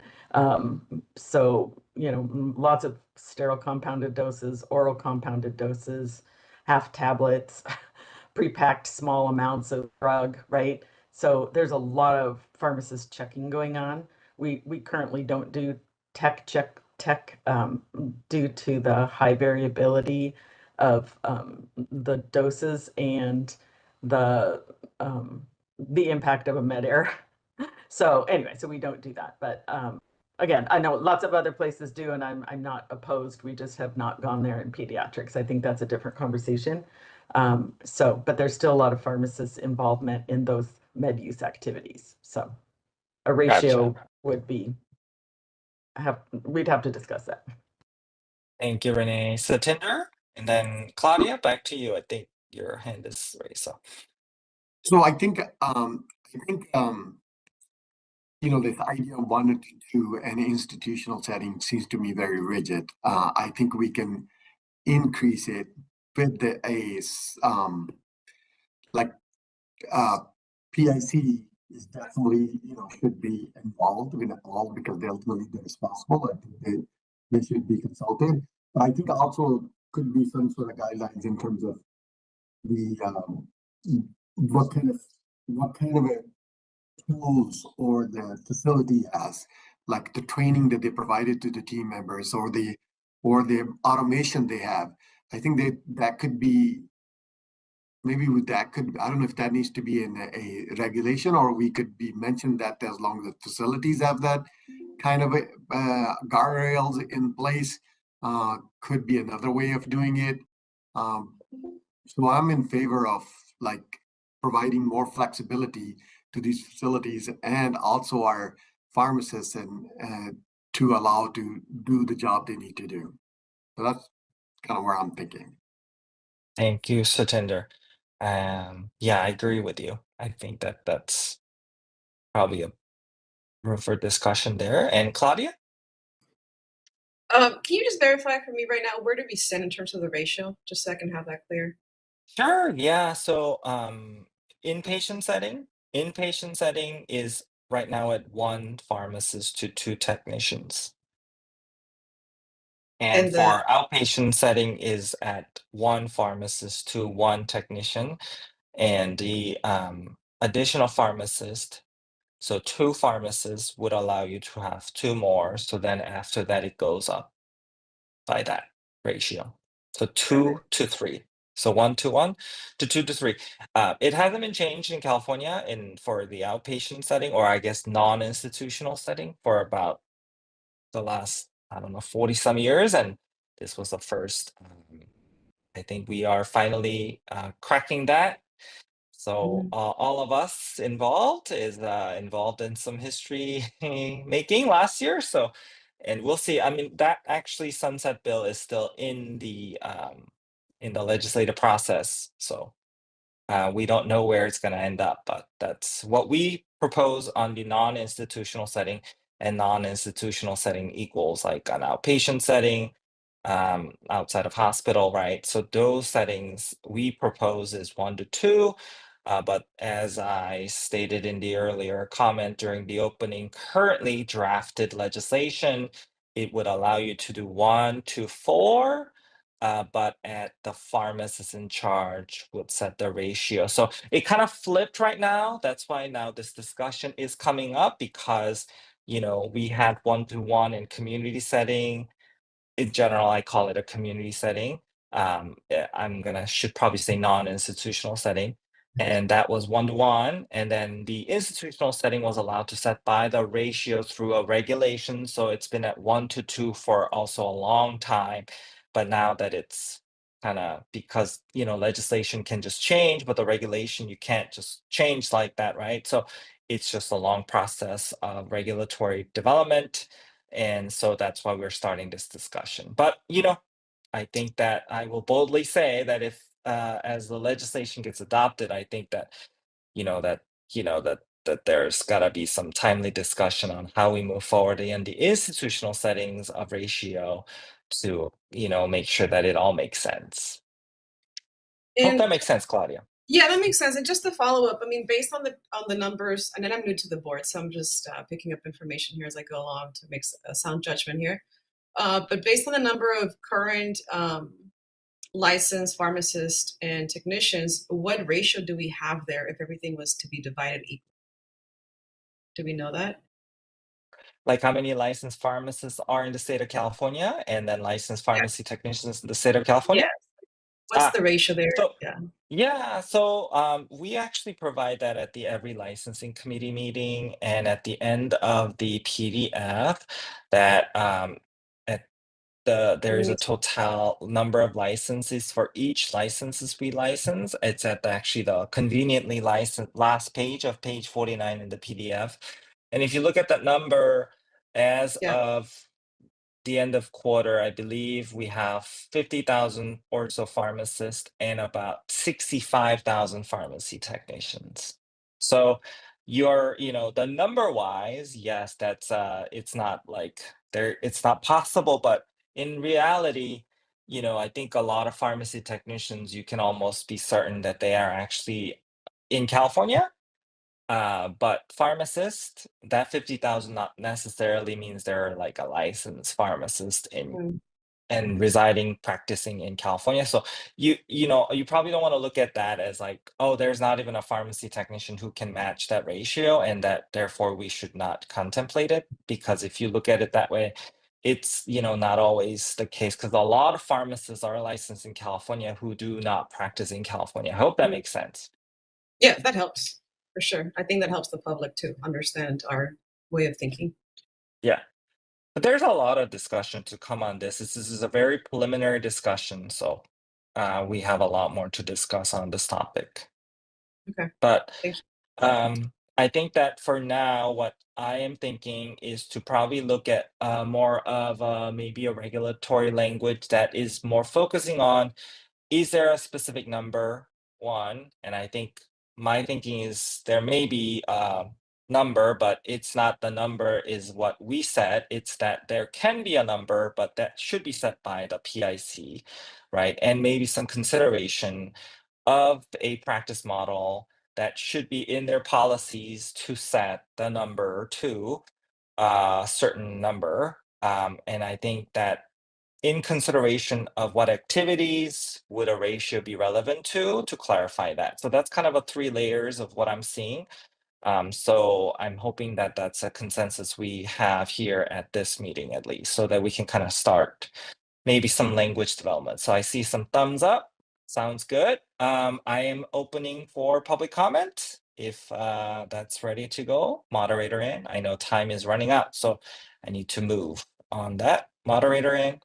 Yes, if anyone would like to make a comment on the issue, you may look for the hand icon and click that to raise your hand. Call-in users can press *3 to raise their hand. We do have a request for comment, first from Chasney Johnson. As a reminder, you'll have 3 minutes with a 10-second warning. I'm sending you your request to unmute. Hello, Chasney Johnson here. Thank you again for the second opportunity to speak today. Pharmacy technician number 106559. I think the tech ratio to pharmacists is good as it is. I think this gives us an opportunity to show the skills of the people that are qualified to be hired and working at the hours that is set. We do have time to answer phones, help patients, whether they're at the counter or taking medications to the floor. I think this gives an opportunity for all skills to be shown, no matter how fast-paced or time management is involved. And I think that the ratio is great. Thank you. Thank you. Thank you for the comment. And our next request is from Rita Shane. And Rita, again, I will give you the reminder that you have 3 minutes with a 10-second warning. Okay, you can hear me now. So Yes. first of all, this was extremely informative. I did stay on the whole time just because I enjoyed listening to kind of some of the similarities across our institutions, and I appreciate President O's kind of summarizing of what this might look like. I think the ability to increase the number of technicians in our organizations to leverage pharmacists is going to continue to be important going forward. We've got huge economic headwinds. Adding pharmacists is a big ticket item. We would all love to do it, but then we got to add on the salary and benefits, which is a significant number. To the extent that technicians can safely perform functions that you've heard today are developed with the knowledge, skills, and ongoing quality assurance that organizations have in place, directed by the PIC. I think we would offer individuals who may not choose to have or either have the opportunity to pursue pharmacy or not interested in pursuing profession of pharmacy, viable roles that would be respected within the organization, and I could foresee these roles continuing to advance. So appreciate the opportunity to be invited to contribute, and I really like the direction the board is going. Again, leading the country, and how do we advance practice? So thank you. Thank you, Dr. Shane. I hope you continue to stay in touch with us in providing your always wonderful insights. Thank you. And I do have a request for comment from Doug O'Brien. So Doug, again, I'll send you a request to unmute and you'll have 3 minutes. Yeah, great. Thanks. Again, I wanted to say thank you for inviting us and letting us present. But I thought your summary, Dr. O, was excellent. And it's a lot of information to compress into that short summary that you had. But I also like the path that you're going down, and want to thank the board for thinking about this and continuing to work this issue. So thank you. Thank you for the comment, and thank you for coming again. I really appreciate it. And I do not see any further raised hands. So shall I close the public comment feature? Yes, please. Thank you, moderator Ann. And before we go, any other lasting comments from our members? Yeah, so I just wanted to add a little bit more context to how I look at things. I live in the Mission. My local Walgreens is at 23rd in Mission. Very regularly at any time of day in this pharmacy, there's usually a line with about at minimum half hour to 45-minute wait in a predominantly Latino community where folks the community that doesn't necessarily have as easy access to online tools for prescriptions at home, home delivery, all of these things. And so as I'm thinking about, expanding the ratio, I think very locally at my local pharmacy and thinking about how these actions could potentially impact the communities across the state, but also here in a very vulnerable community as well. So I just wanted to kind of add that context into how I'm viewing this, not from a kind of a theoretical perspective, but from a very real lived experience in the communities that need it perspective.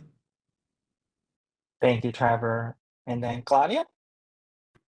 Yeah, I really like what Trevor said. And I think just to add to that, I think the dynamics of the diversity within California have dramatically, changed. I know we've been growing as a state, so it would be good to also take into account how it is the state is moving forward in its standard of care, but also how it's addressing the needs of all these different communities.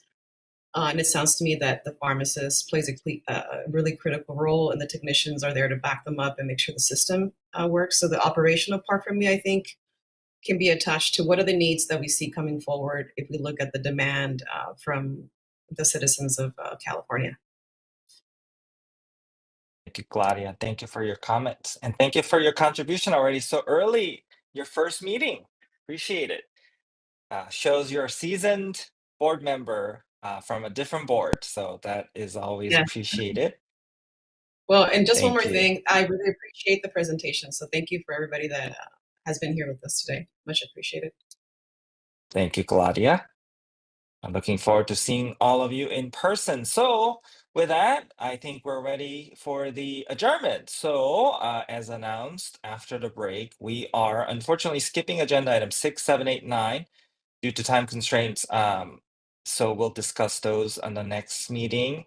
Agenda item 9 is for information and purposes, really. So that is out there for all of the public and for our members to see.